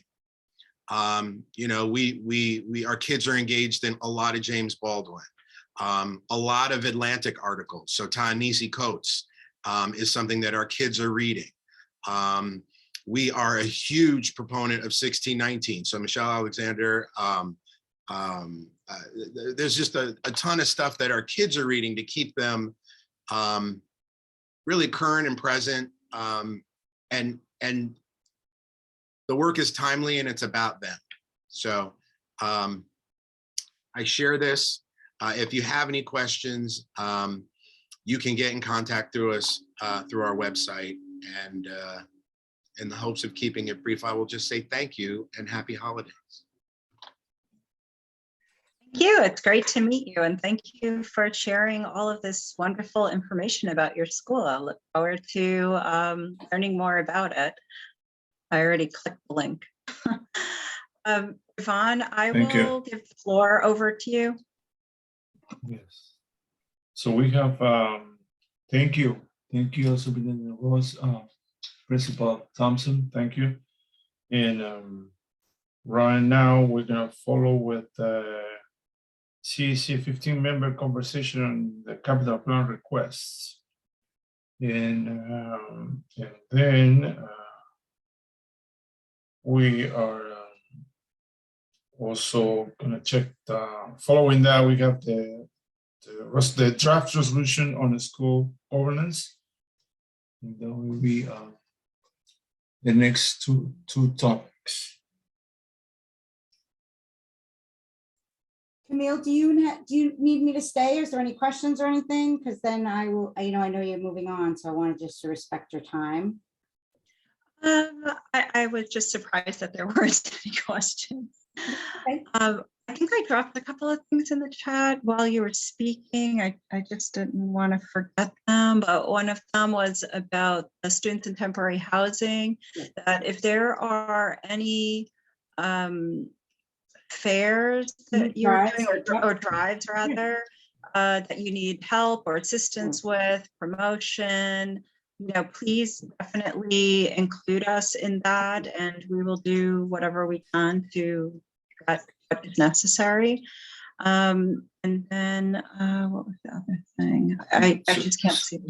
Superintendent Ross, you mentioned suitcases that you are right now a suitcase drive. So suitcases, backpacks, more duffel bags. Because like I said, a lot of our students in temporary housing, in foster care, you're always seeing, it's sad that the big black garbage bags, right? So we want to provide, like, that's what we're doing. We're uplifting, we're providing dignity, we're providing respect. We want people to feel that the love that we want to give them. So we're right now working with Wayne Harris. He is going to the like survey sort of some of the shelters in the areas that serve our students and see the needs. And then we'll set up probably like one in D15, one in D9, like closest to the areas, and then set something up. So I will keep you all posted on that. But yeah, we're something that we want to do to make sure that, and even sending out care packages for the holidays, making sure that our young people that are in these temporary housing have food for the, because now schools are closed, right? So where they were getting meals and things like that. So we want to make sure that they have those things throughout this week when we're all kind of out and about. Thank you. You're welcome. Thank you. If there's ever like an idea that maybe each month there's a specific thing that we're collecting, we could do something like that. Whatever idea makes sense, because I know that some of the schools are doing drives. I know 295 just did a coat drive for their own students there at the school, but this is certainly, a group effort. And yeah, there's a large population of students in temporary housing in Sunset Park High School. Okay. So I'm happy to see, that's why I shared what Principal Antonini was doing to support, where she was doing some of those drives. So yeah, we're reconvening our parent coordinator meetings, and we're bringing our PTA presidents to those. So we're going to, as you all know, Greg Hagan has moved on and retired. So we'll be hiring somebody, hopefully by the new year. We'll be introducing that person. And then we're going to start meeting again and hopefully having like monthly events per district and per wide. So we'll keep you posted. And again, it's a pleasure to work with all of you. We really love the collaboration and support. So thank you. Thank you. Camille, you have you mentioned something about data and in the chat, I think. I sent it to you, Camille. I sent it to her already. I sent my okay, perfect. Yep. Thank you. You got it. Thank you so much. Thank you very much. All right, guys, have a nice night. Thank you. Thanks so much. Bye, Principal Thompson. Thank you. Bye, Anita. Okay, Hi, Yvonne, thanks again. You said that the next thing on the agenda was the resolution on school governance? That's correct. Okay, great. That's right. Okay, so the resolution on school governance, this was born out of all of these conversations about mayoral control and changes that we would like to see, a move towards a different form of school governance away from a one-person authority of our city schools. It was a very, very, very long resolution, and with the help of some of our council members, it has been cut back to a very easy to read scale, and the asks have been simplified and been detailed in a way that I hope will be easy for the state legislature to not only understand, but possibly implement. So Did anybody have any questions on the resolution before we get into just reading the whole thing, or any changes? Vincent, I saw that you were in the document a little bit earlier, but I didn't notice the updates. Yeah, I make some quick update about the number of parent of representative we believe that PEP should have, and also that including the broader range of student bodies. I didn't make much changes, but I think I don't know if you got a chance to take a look at the change that I made. I'm just having a little bit of a problem here on this computer with looking at the screen. So I know you had made that notation. I had the line item as one additional member, one second member to the PAP, parent representative member, and then you crossed out one and then just left it as it was additional. So and I wrote back, like, is there a number that you have in mind or something? It's like a bathing suit. Exactly. Is that exactly what it is? Well, this is like a shirt that you would like use when you're working out, so like it's like it's all. I'm sorry. So Vincent, what type of number did you have in mind? Or you were just looking for a number that would sort of like push us out of mayoral control and into something else? Is that what you were thinking? Sorry, does it have to be a specific number? Because I think the more the better, but I'm wondering if it has to be a specific number. I mean, does anybody else have any thoughts about this?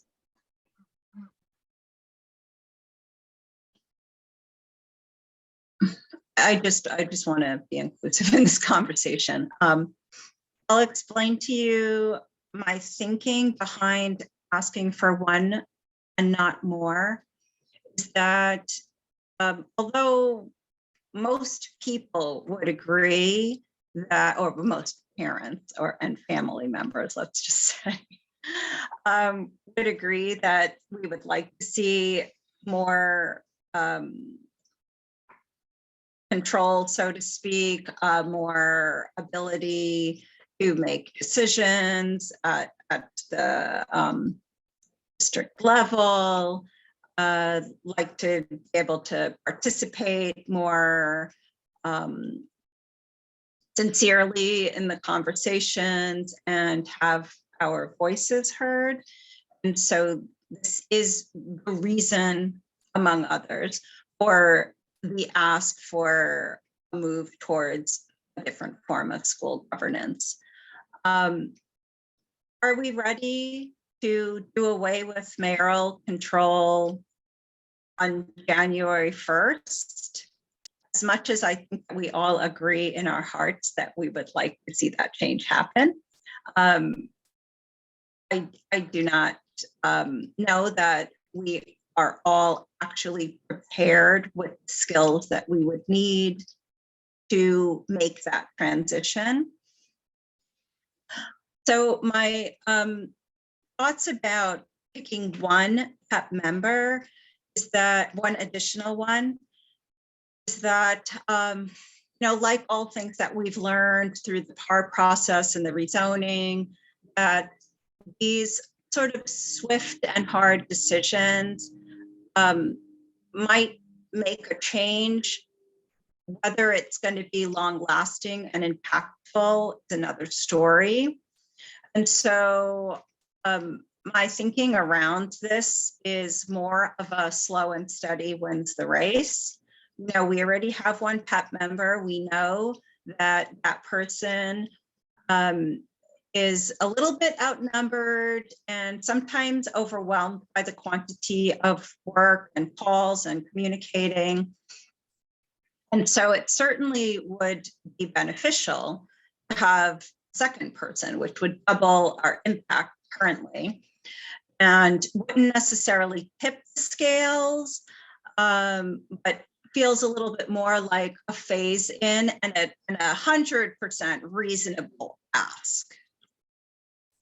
So that was my thinking.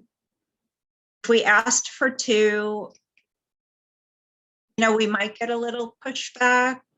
To me, it feels like if we ask for one and they say no, it's going to be a big conversation about why. You know what I mean? So it just feels like one is a totally reasonable request and feels likely that it would be approved.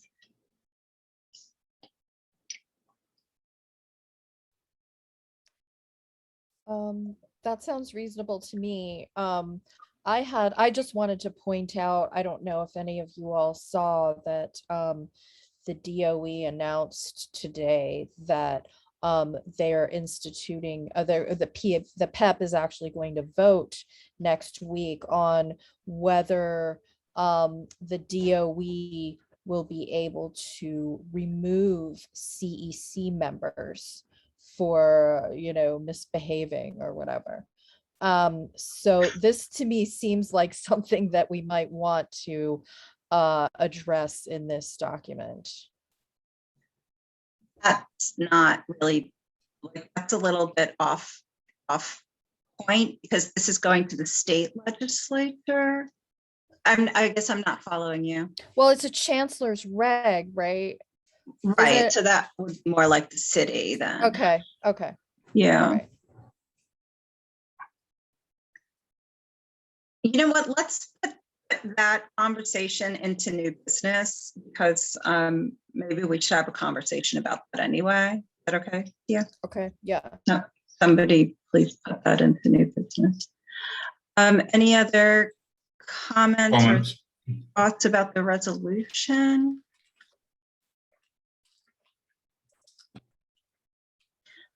Okay, so could I have a volunteer to read the resolution aloud? Please. I'll volunteer. Thank you so much. Okay.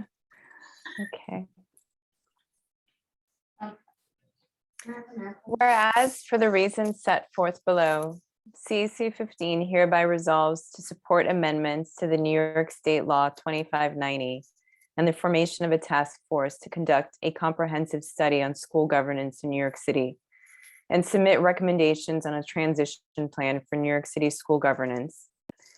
Whereas mayoral control has removed all power from the CCCs, the public school parents, and the school communities that are served by the Department of Education. Whereas within the education law, it states that the community councils shall have no executive or administrative powers or functions. Whereas the panel for education policy, which does have the power to enact policy, continues to remain an almost entirely appointed council that some in the legislature have referred to as the mayor's rubber stamp. Whereas, with the exception of one parent member, all other members of the PEP are appointed by the mayor and borough presidents in conjunction with the city council and are not actually elected by the people that they represent. Whereas New York City schools require a new form of school governance that not only values parent voice, but includes parents in a far more collaborative way than the present method. Whereas CCCs are staunch advocates for students and their parents, functioning in many ways like a typical school board, and that they frequently write resolutions, speak to the superintendent, chancellor, and various Department of Education officials, learn about policy, curriculum, budgets, and more, and give an inordinate amount of volunteer hours to support their communities. Whereas CCCs hold regular monthly public meetings, consistently communicating with the public to keep community members informed of any challenges, ideas, and progress that the council may have to share. Whereas CCCs provide their district and the Department of Education with the on-the-ground knowledge of their community's resources and needs, as well as assure that their councils are accessible to everyone in the community through public meetings, phone, email, and teleconferences. Whereas a task force is necessary to explore and create a new kind of structure with more accountability and shared responsibility, but not total autonomy. Whereas a new, more democratic form of school governance will allow for greater parent voice, transparency, and accountability. Therefore, be it resolved that the New York State Legislature add one CCC parent representative on the panel for education policy, which will provide parents with greater opportunities to participate effectively in decision-making, particularly those representing the needs of ELL students, special education students, including District 75, and high school students. Be it resolved that one non-voting appointee from the New York City Comptroller's Office be added to the panel for education policy to encourage fiscal oversight and accountability. Be it resolved that District Community Education Council compositions be reconfigured to include a high school representative and a District 75 representative. Be it resolved that CEC presidents or their representative are a member of the district leadership team. Be it resolved that the New York State Education Law be amended to include the District 75 Community Education Council. Be it resolved that the amendment language that provides for parents of current students who are or have been at any time an English language learner shall be eligible to apply to serve on the District Community Education Councils, also apply to the Citywide Council on English Language Learners, CCELL. Be it resolved that the CCC elections be turned over to the Board of Elections. The Department of Education is here to educate children, not to run elections. Be it resolved that in the next cycle of CCC elections, appeal campaigning, endorsements, cross endorsements, and slates may be allowed, which will increase equity and diversity in elected councils. Be it resolved that a data access point person be assigned at the Department of Education, tasked with the responsibility of fulfilling data requests made by CCCs, able to articulate what data the district has, make clear what data is available, and accept input on what data should be collected and disseminated over time. And be it further resolved that the New York State Legislature create a task force to conduct a comprehensive study on school governance in New York City and submit recommendations on a transition plan for school governance in New York City that will increase parent voice, increase shared responsibility in school governance, add checks and balances for greater oversight and accountability, and increase structure and sustainability in citywide and community education councils.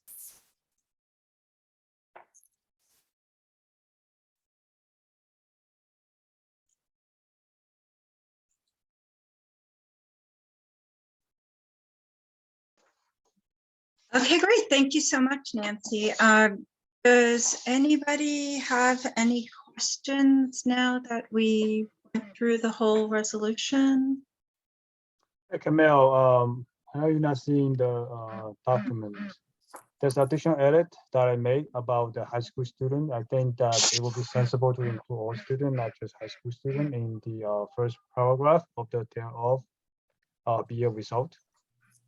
I'm sorry, wait, the first resolve, and I printed it out. I mean, where you wrote 3K to 12? Let me just copy paste into the chat. I know you're reading off the physical copy. Give me one second.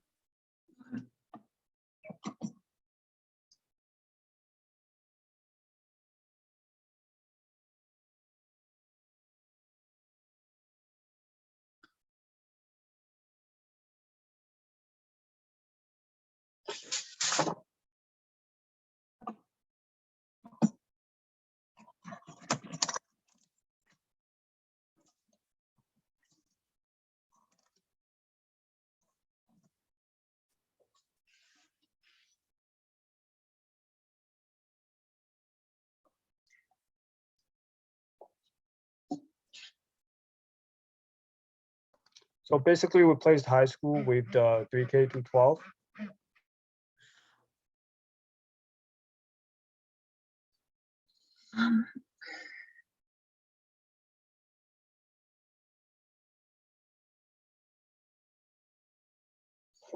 Right, I'm particularly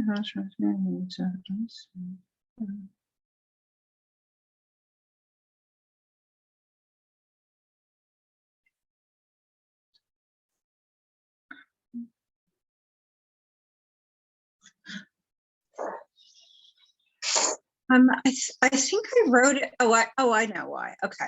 So I wrote it that way because the original PEP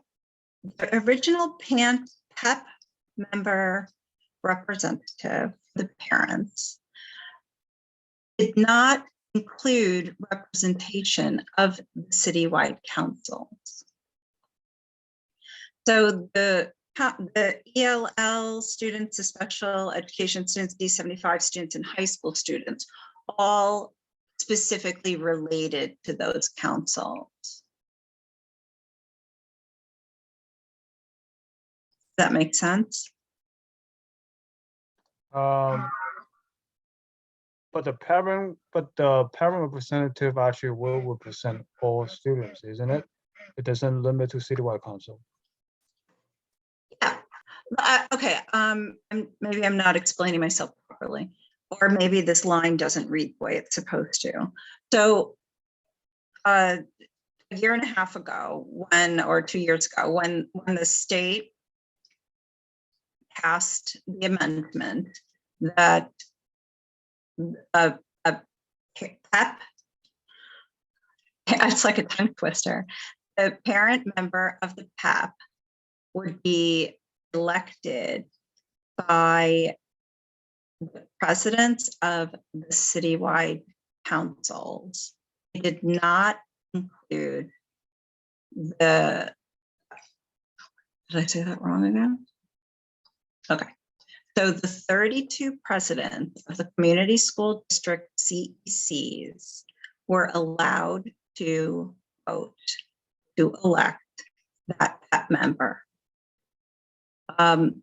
There is already an amendment passed the Senate so that all CEC presidents, including the citywide councils who were not included originally, if that passes the assembly, then it will be written into law. Just as an aside, I actually think that every council member should have an opportunity to vote, not necessarily just the presidents. And I have discussed that with Assembly Member Endman's office, because she is sponsoring one of those bills. But what they said to us was that us had already passed the Senate. It would be much easier for them to just pass it in the assembly rather than to pull it back from the Senate and amend it. I only received this information the other day, so I'm still processing, and because I don't know what's involved in pulling back a bill that was already approved from the Senate, I was reluctant to include it, but like we could actually write in this resolution, we could add another resolve that all CEC members should have the ability to vote for 2, if they give us 2, parent representatives. Yeah, I think that's a good suggestion. I didn't thought about this. But my original intent was to just if include we are all talking students. about high school, if we're talking about high school students, we might talk about all of students in the paragraph. But what you suggest also makes sense. It might be a separate from what I have thought of, but what you just said actually do make sense if we want to have more participation from the parents voting in the parent representative. Yeah, thanks. Okay. But does change the high school student to what is 3K? I think it's K to 12, right? Do we represent 3K pre-K as well? We don't, right? No, we don't. Only K to 12. Yeah, and although this is our resolution, of course, and I believe we are going to be having 3K, right, Anita? I think- We are starting to have 3K, but I'm just not sure if our council will present in 3K, but I know that we used to have 4K. I don't think that's in the state law, right? Okay, so realistically and honestly, our district specifically represents pre-K, 3K to 12. Right.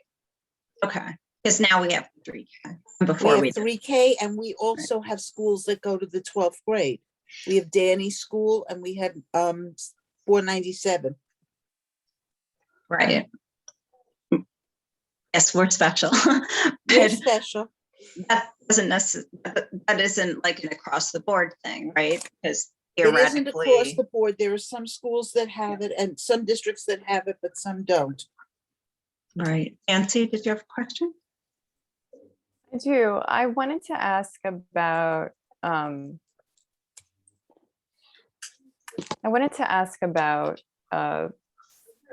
be it resolved that in the next cycle of CCC elections, appeal, campaigning, endorsements, cross endorsements, and slates may be allowed, which will increase equity and diversity in elected councils. I guess I have a couple of questions. One,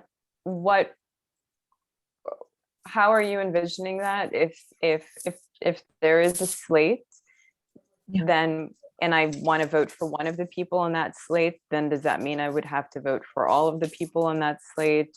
How would that play out? And then secondly, why might it increase equity?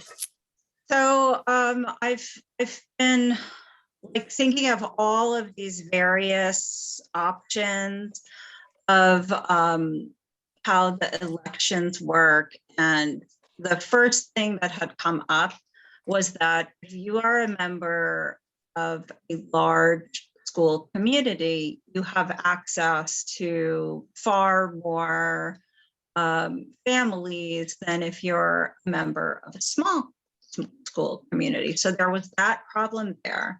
And the DOE was sort of brainstorming with some parent leaders about, could there be an algorithm to balance out votes from each school, but then that doesn't really work in the end, because then each vote isn't technically equal.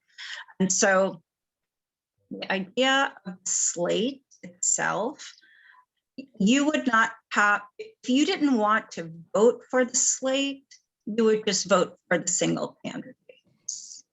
So the slates are just additional options.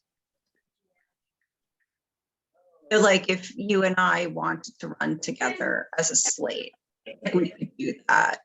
But if we would also be on the ballot independent of each other, so that if somebody wanted to vote for you and not me or vice versa, they would be able to do that as well. So the idea of running as a slate, there wouldn't really necessarily be, wouldn't be like, doesn't have to be like a full council slate. It could just be, a few people. And so then that,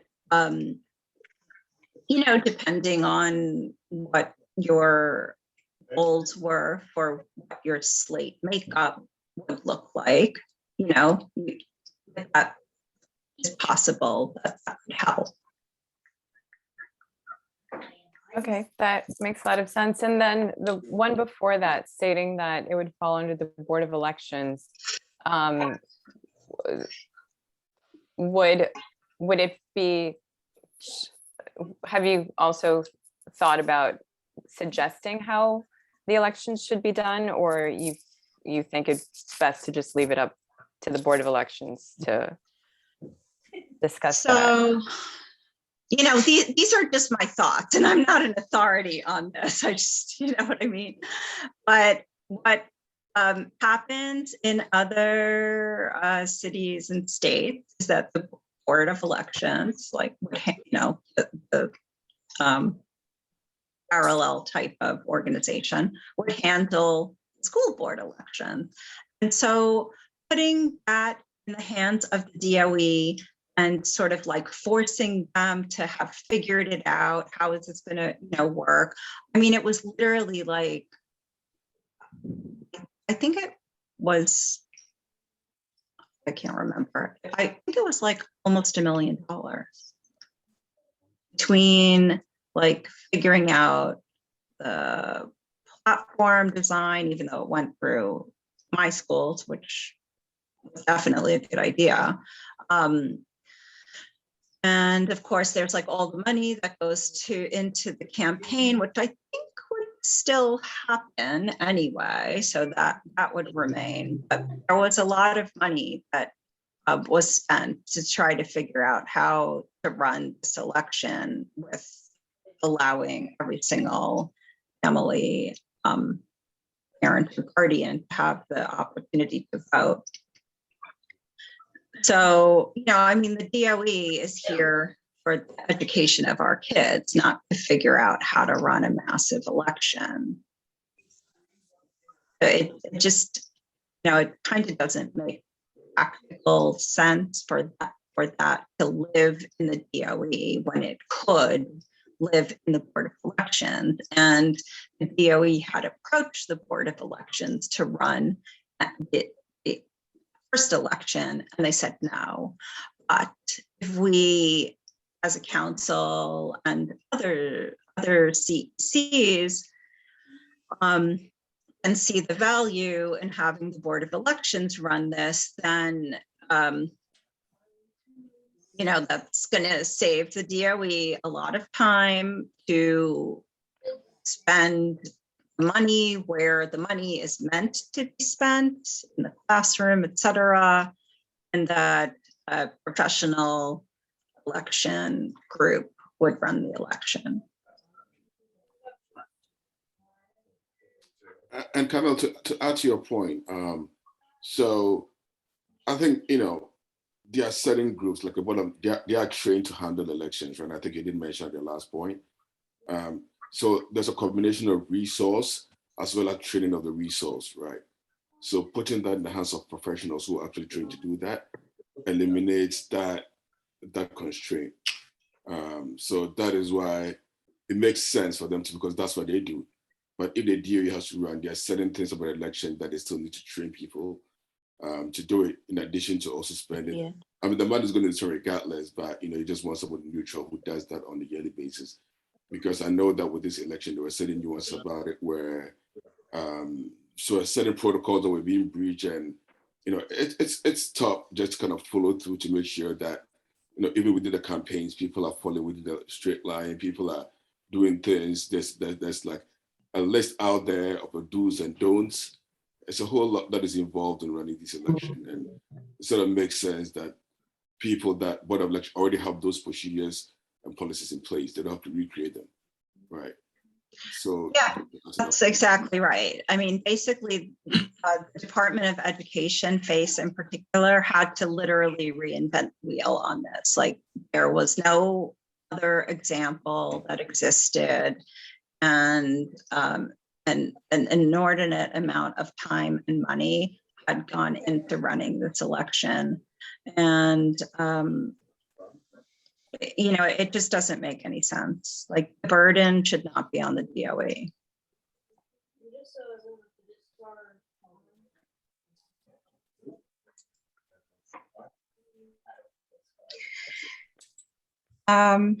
Anything else? Yeah. Camille, it's Al. I don't understand how having a slate on the elections helps diversify or is equitable in any way. I don't understand how that's better than having individuals run and having people pick individuals. It wasn't going to be one or the other. I understand that. It's just another option. So For example, if you wanted to run independent from anybody else, that's totally fine.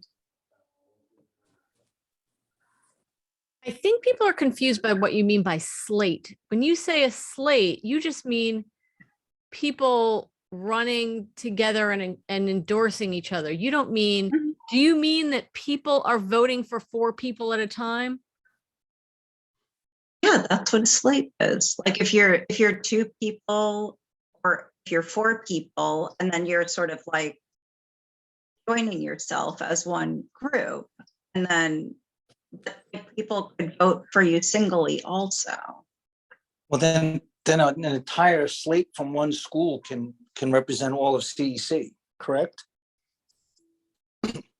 Well, no, because there's the same school rule.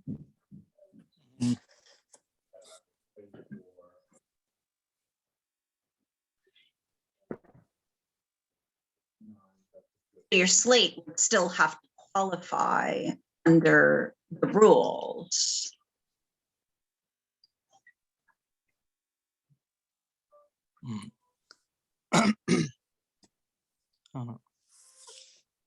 I mean, I have questions there too. I just haven't thought it fully out. I don't know if you want to just remove the word slate.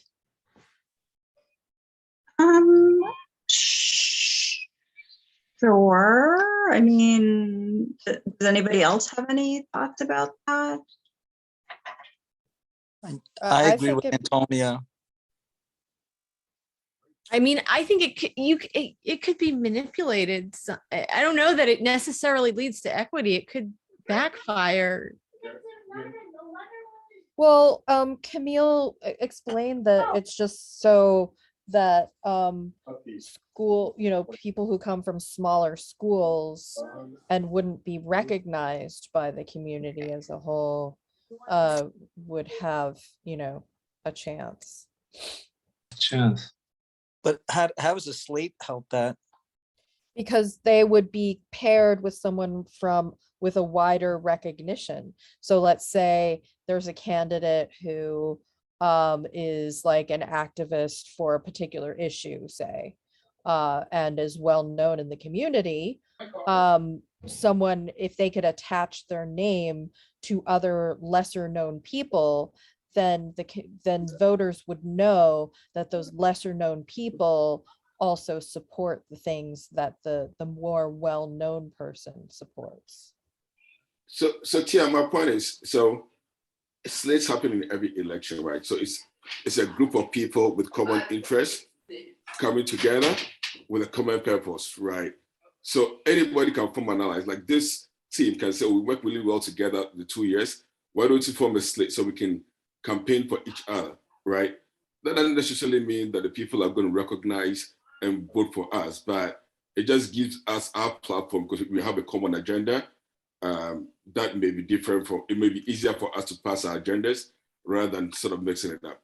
You can't really sort of, you can't really say you're not going to allow a slate, because if you look at any election that happens in America, people form partnership. It's like a slate, right? But for the government, right? If I work for a governor, he has a deputy governor, whatever it is, and it doesn't mean that they can mix it up. So I don't think that is something that we can change, right? It's just a wording that is used for a common agenda, common propaganda, whatever it is. So I don't want this to throw people up thinking that the fact that you're part of somebody's slate, meaning that there's somebody voting for the person has to vote for that person too, is not compulsory, but it gives more of a campaign platform when you actually go through the process. Right. If I just put a period where it says cross endorsement slates may be allowed and just take out the rest of that sentence, is that better for people? Because it sounded to me like there was the challenge of how that would increase the diversity, but if people are, I think that's going to sense what you're backfire saying. and decrease. It's going to silence some people's voices in some communities. What about if a community wants to elect somebody, but they're against the slate? Their voice is gone in the CEC? Yeah, I mean, they just wouldn't mean, vote for the I slate. think it's gonna backfire. Well, I mean, we talk about a political, like people have agendas and stuff. If a slate has an agenda and one community wants to voice an objection to it and put a member on the CEC, and if that person's not on the slate, they're not on the CEC. Well, you don't have to vote for the entire slate. I understand that. Stay. I just think, as Antonia said, this could backfire. And that's a potential for, I agree with that. I mean, do So- we see it? I mean, if it was a bad idea, it wouldn't exist in the elections, right?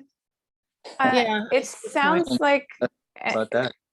Camille, it sounds like what you're saying is that you want to just, we had slates in the previous election. There certainly place had slates and of lists of people who place said vote for these people in each district, so that these were slates. So Camille, what you're saying is that to make these slates actually a part of the election process so that you can officially have a slate on whatever visual thing we will use to vote, be it a computer or papers or whatever it is. But the slate will be there, that you will see it and you can vote for the slate. So it's almost saying that making it an official thing that all people can join together officially and make whatever slates they want to be a part of. That's what it sounds like to me. So, okay, so where I was going with it, because like it's state law, it's the Board of Elections, is that things that already exist in policy are easily replicated. So if slates already exist in elections, if campaign finance already exists, if all of those things, the appeal campaigning, the endorsements, the cross endorsements, if this is common, the Board of Elections picks up the election, that's going to happen. It's going to happen. So it's not necessarily about, I mean, people were doing that during the CEC election, right? People were endorsing, like Union was endorsing. There were a lot of endorsements, and and Face was like running around like a chicken without a head saying, oh, you're not supposed to be endorsing people. And, did they have the right to say that? I don't know. It sounded like people didn't like being silenced in that way. It's unavoidable. It's unavoidable. You're right. You just have to take out that thing about equity, because I don't think it necessarily leads to equity. Yeah, I agree. I mean, I'm okay with that. I'll just take that line out. And okay. Anybody else? Any other lines here? So if I understand correctly, slate just mean that multiple candidates, they are running together. So the parents or whoever who's voting will vote as a bundle, some sort of. Am I understanding correctly? I'm here, honey. Yeah, basically.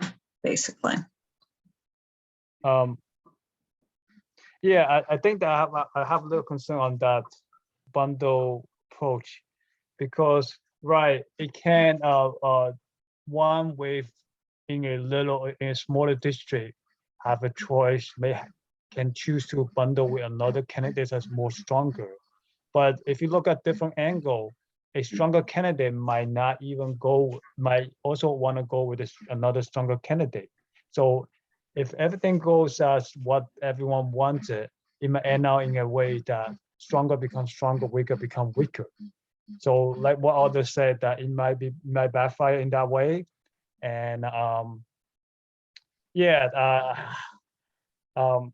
don't know how that I don't know how that works, at least in our city elections. Despite their cross endorsement, right? I don't think I've seen candidate actually like actually, me as a voter actually vote as a bundle. So Well, we I do that propose- with the judges. Yeah. Judges. Court judges, civil judges, vote in slates? Yeah, all the judges, you'll vote for like 5 judges at a time on the ballot.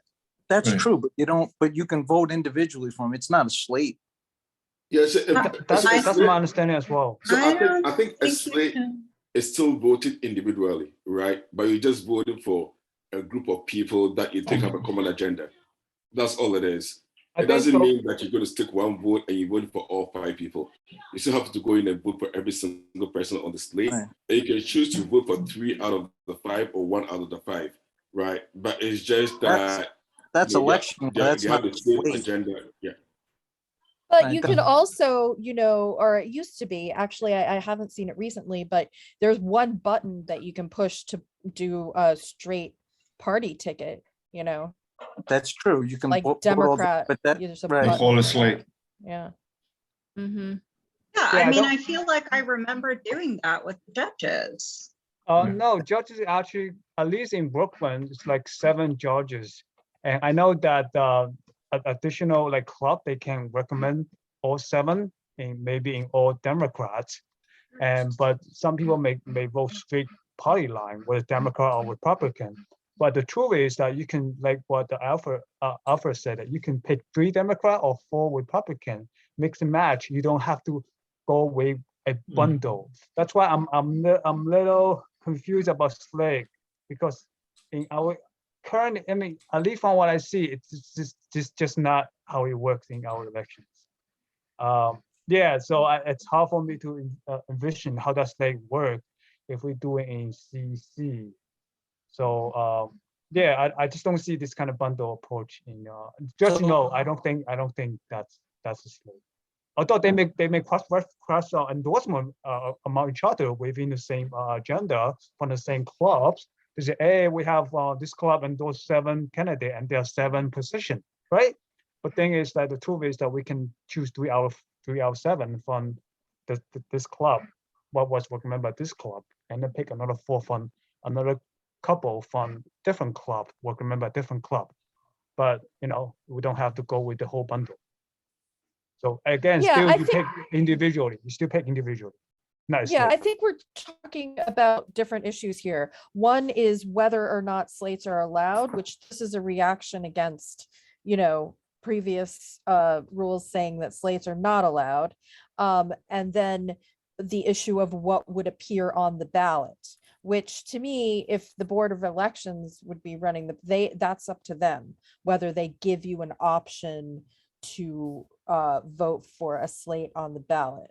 But it's a separate issue whether or not, you know, people are allowed to campaign as a slate, which, you know, as has been pointed out, you can't really prevent that. Stephen also just put into the chat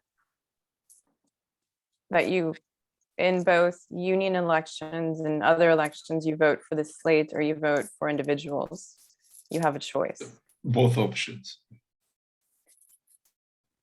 On kind of on a related but somewhat separate note, Camille, I wanted to state, going back to the idea of turning it over to the Board of Elections, would it be possible to maybe add something there, actually being where we would add the idea of looking at how to increase equity in the elections? There were certain districts, especially in the Bronx and in other areas, where the top vote getter was like 39 people. And clearly the way that the elections were done did not work for people in certain areas. So if there's just a way for us to say that the elections would be, there would be serious thought put into how to do the elections in a way where there's more turnout. So the DOE has a election working group that is forming. I don't know if they're I think they're still maybe choosing candidates for that.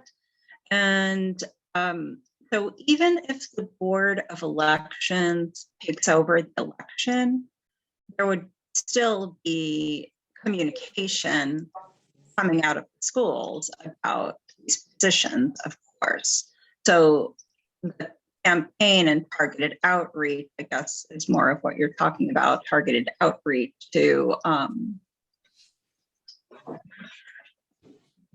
participants that had not been represented across the board in the election would have more outreach. And I mean, it's an election. You can't sort of like guarantee the outcomes of an election. Otherwise, it's not,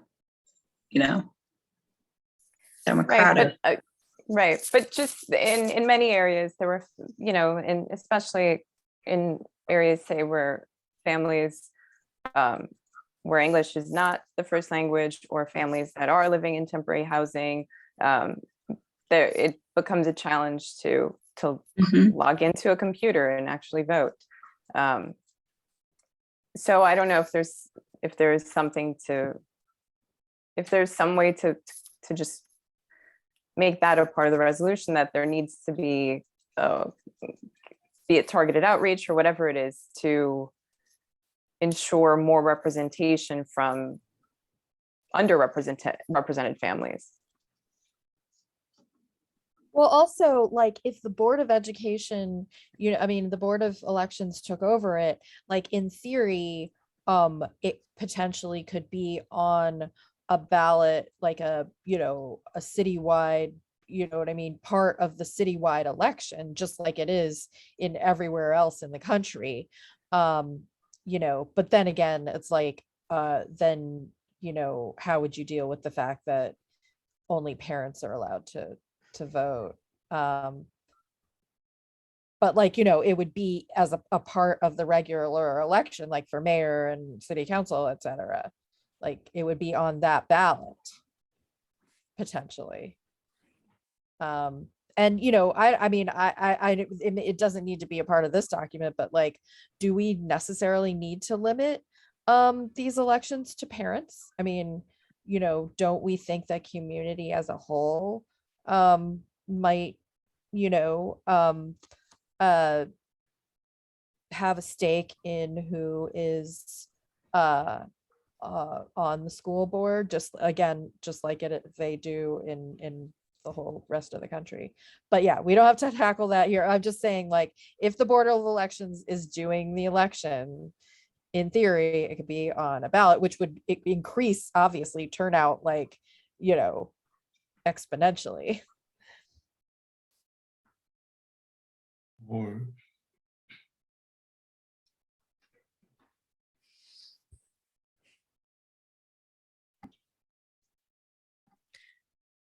Nancy, could you help me just with the language if we're going to add another line? I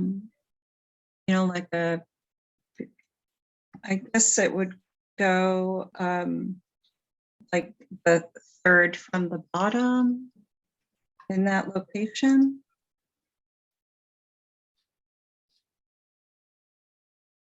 Like before the Board of Elections line? No.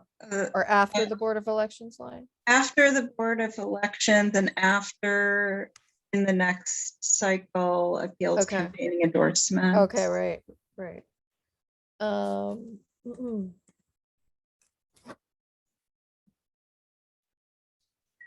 I just want to say out loud that this is taking a little bit longer than I was thinking, but I appreciate this conversation and the thoughtfulness around it. So thank you so much. I see it's getting very late and we still have a lot of stuff going on.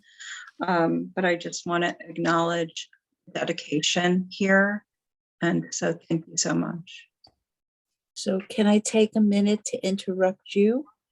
Please and do. To wish everybody a wonderful, safe, healthy holiday season and tell you how appreciative I am of how hard you guys work and how much you care about the children in our district. And it is a joy to work with you all. And I'm going to leave you to your decisions. And thank you so much for being so supportive. Have a great holiday. Be safe. I hope you and your families all have what you wish for yourselves. Merry Thank you so much, Christmas, Anita. Happy Kwanzaa, and all the good, Happy New Year, Feliz Navidad, and all the good things for everyone. Bye, Thank guys. you. Thank you Thank so you, much. Anita. Bye. Same Thank to you. you and your Wonderful family. evening. Same to you. Thank you. Okay, so get resolved at, That in order to increase equity and diversity in elected councils, outreach will be conducted among marginalized, Underrepresented. underrepresented communities. and who would be doing the outreach is the issue. This is for the state. So Mhm. the state is not going to be doing the outreach. That's the thing. Well, but they could- can mandate it and we can use the passive voice. I'm sorry, Nancy, what was that language? Be resolved that in order to increase equity and diversity in elected councils, outreach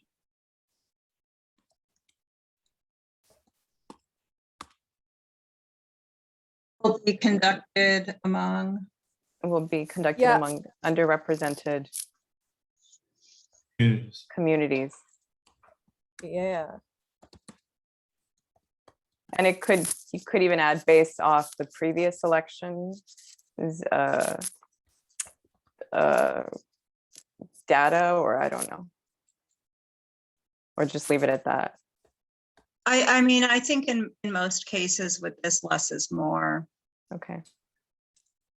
You know, it just becomes an easier sell, even if, I mean, we run the risk of them interpreting it the way they want to, but if they have questions, they're certainly going to come back and ask. You know what I mean?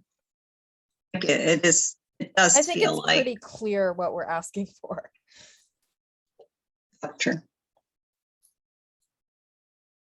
Camille, are you going to take out that bit above it about? Yeah, cross off that line, which will, yeah. Mhm. So we'll just end that line as slates may be allowed, semicolon. And then just in the second, after the first resolve, I was going to add, be it resolved that all CCEC members be allowed to vote for the parent PEP representative, and then put like an S in parentheses in case they give us two. Does that make sense?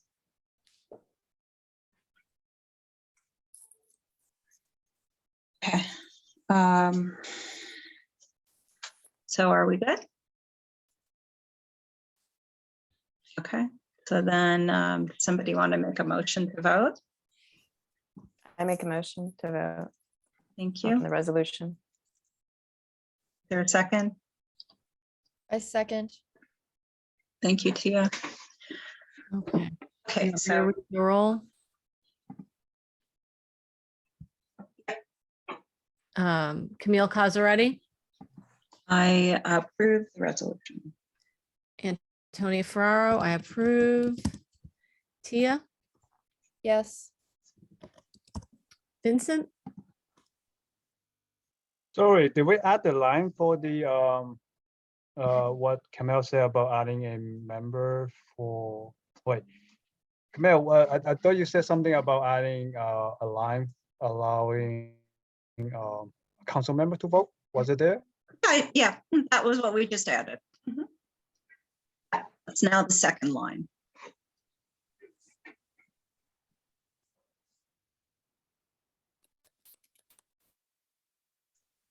Vincent, are you still there? You didn't vote. Oh, did you say you added it? I was reading the Yes. document. I don't see it. Yes, it's added as the second resolve.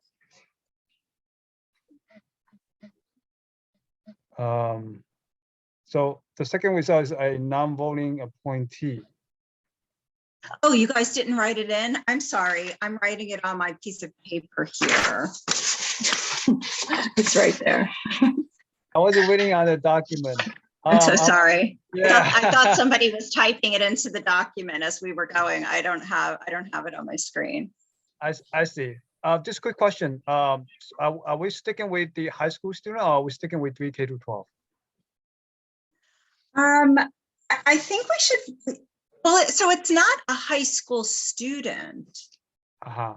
It's about the representation of Of all the the students. citywide, it's the students that citywide councils represent. Oh, talking about citywide council. Yes. I see. Okay. Camille, do you Yeah, want to add that line in? Do you want to read it out so I can add it into the document so everyone can see it? Second line? Yeah. Yeah, be it resolved that all CCEC members be allowed to vote for the, how did I write this here? The parent representative, and then I guess put a S in parentheses. Okay. On the panel for education policy. Colon.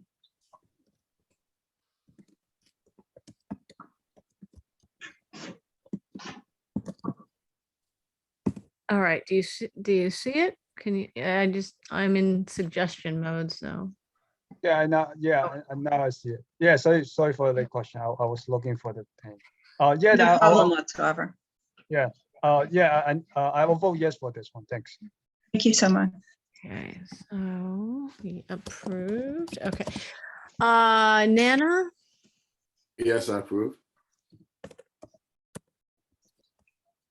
Alfred, Approve. all right, Yvonne, Approved. and Nancy. Yes. Okay. Good work, everyone. Thank you so much. Thank I you. will start Teamwork. shopping Thank you, this Camille. around to the other CECs now, and hopefully people will be interested in latching on, which will make it a much stronger ask to the Senate and Assembly. So please tell your other CEC friends that this is probably going to go out to the public tomorrow. And in this particular scenario, is not plagiarism. We are sharing. So please ask them to pass the resolution in whatever form they feel is appropriate. Borough president appointees, you can share it to that email chain. Oh, okay. Good idea. Yeah. Thank yeah, you. yeah. Good idea. Okay. So it's 9:30. We still have things on the agenda. I mean, what do you guys think? I don't want to just keep going without asking. Old business, we got new business, we got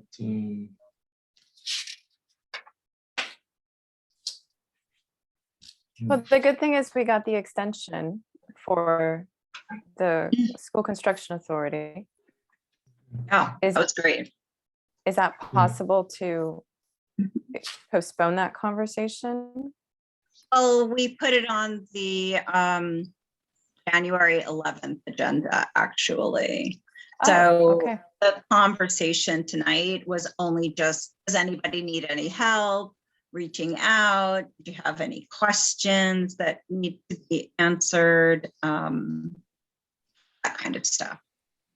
Steve here, and he's been helping connect with principals, which is great. Thank you, Steve.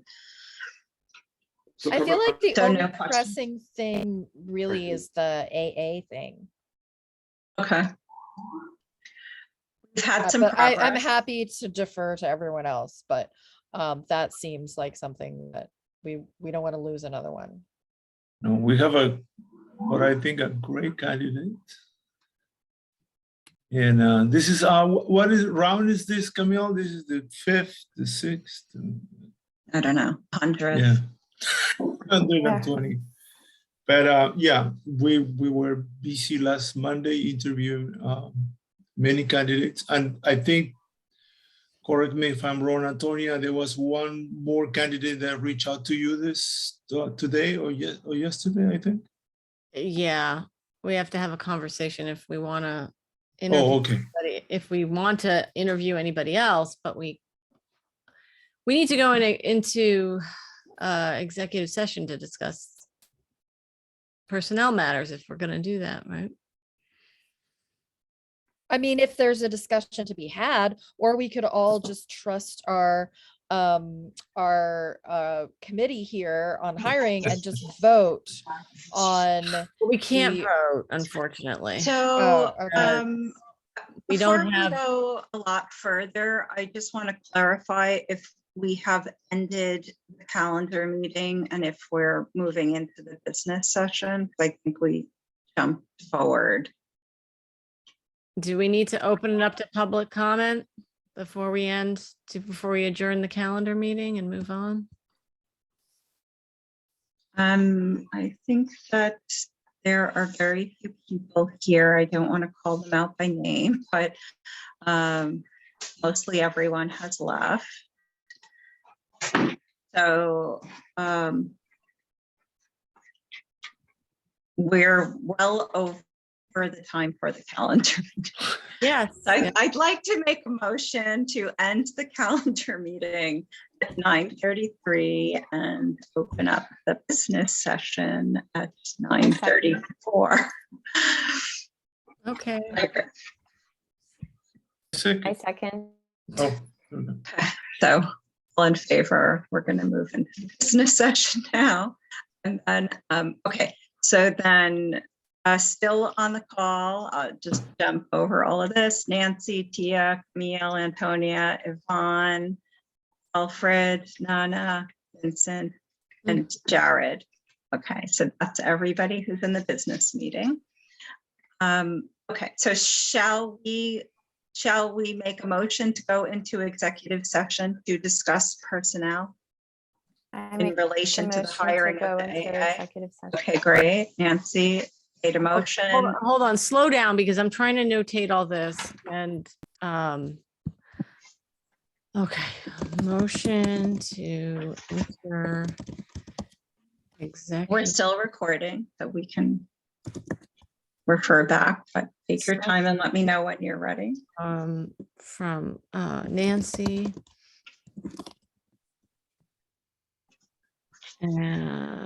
And just, do we need a second? I thought you were seconding, actually. Do we have a second for the motion for executive session? I'll second. Okay, Yvonne. Okay. Is it okay if we invite Stephen into the executive session? Okay, I got it. Yes, and we will invite. I'm sorry to interrupt. This is Christine. I think I'm the only one Sure. here, so I can leave rather than you guys have to go to a breakout room. Oh, I was actually planning to put you in the waiting room. Yeah, I'm just gonna wish you all good night and good luck and make it easier for everyone. Thank you so Okay? much for Thanks, being thanks, here. everyone. Thank you, Christine. Thank you so much. night. Thanks for all you do for the district. Okay, so then, did we have a vote for the executive session? Oh, okay, hold on. Let me call the roll. Camille Casaretti, Yes. Antonio Ferraro, yes. Tia, Yes. Vincent, Yes. Nana, Yes. Alfred, Yes. Yvonne, Yes. Nancy. Yes. Okay, great. We are now in executive session. Let me pause. Pause.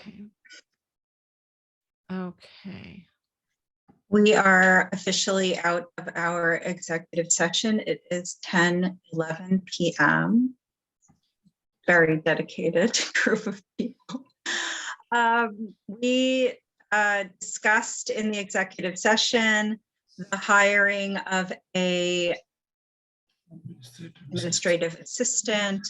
We discussed the salary opportunities and collectively are going to amend our budget to offer part of our budget to add to the salary of the administrative assistant. Yeah. So Want me to read exactly what the budget amendment is? thank you.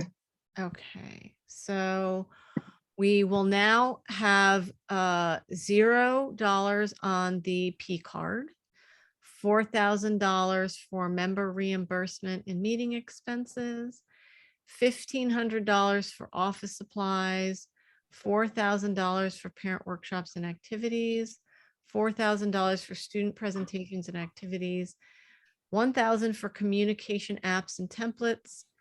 And we have added a line of $10,000 for a CEC15 administrative assistant salary increase, and $500 for other expenses.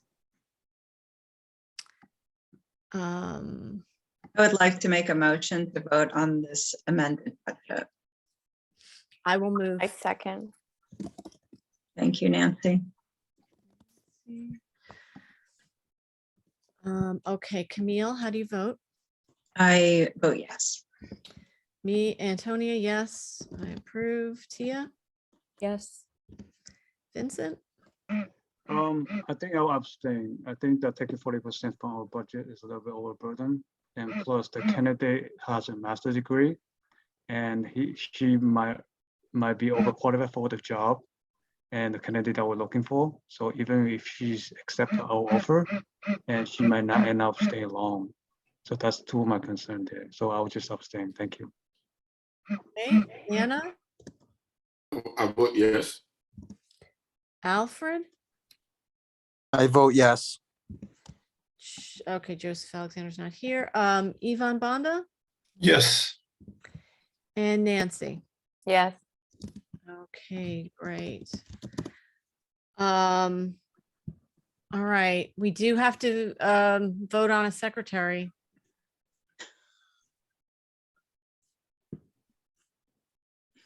We have to at least offer it up. We still don't have a CEC secretary. If anybody is interested in that role, it is open.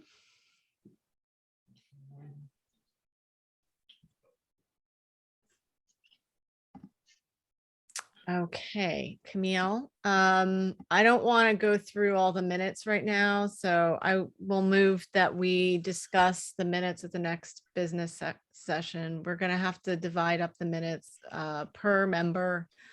Yeah. Each member is going to have to take a few months.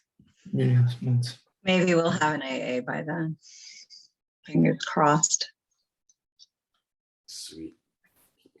Yeah, so we'll add it. We'll add it to the business meeting, and then we will do everything that we can to avoid having an additional session between now and that. Is it January 11th or 14th at the meeting? It's 11th. 11, January 11. Okay, right. The 11th. Yeah. Right. So in an absolutely best case scenario, we would not be having another official meeting until that date. But there's a small possibility. So just sort of like keep that in the back of your mind. Okay, so it's now 10:15. Is there anything else on the agenda? I run out of chocolate. I'm sorry, what did you say? Oh, no. Just sorry. Okay, so motion to adjourn. 10:16 p.m. Thank you, Nancy. Oh. Yeah. Thank you very much. Thank you, everybody, Buddy. incredibly dedicated CEC members and wonderful face liaison. Thank you for Happy all of your holidays. energy and dedication and tireless advocacy, literally tireless. All Thank right, you. have a great night, everyone, and happy holidays. Happy holidays to night. everybody. Good Happy night, holiday, everyone. everybody. Happy holidays. Good night. Happy holidays, buddy. Good night. Good night.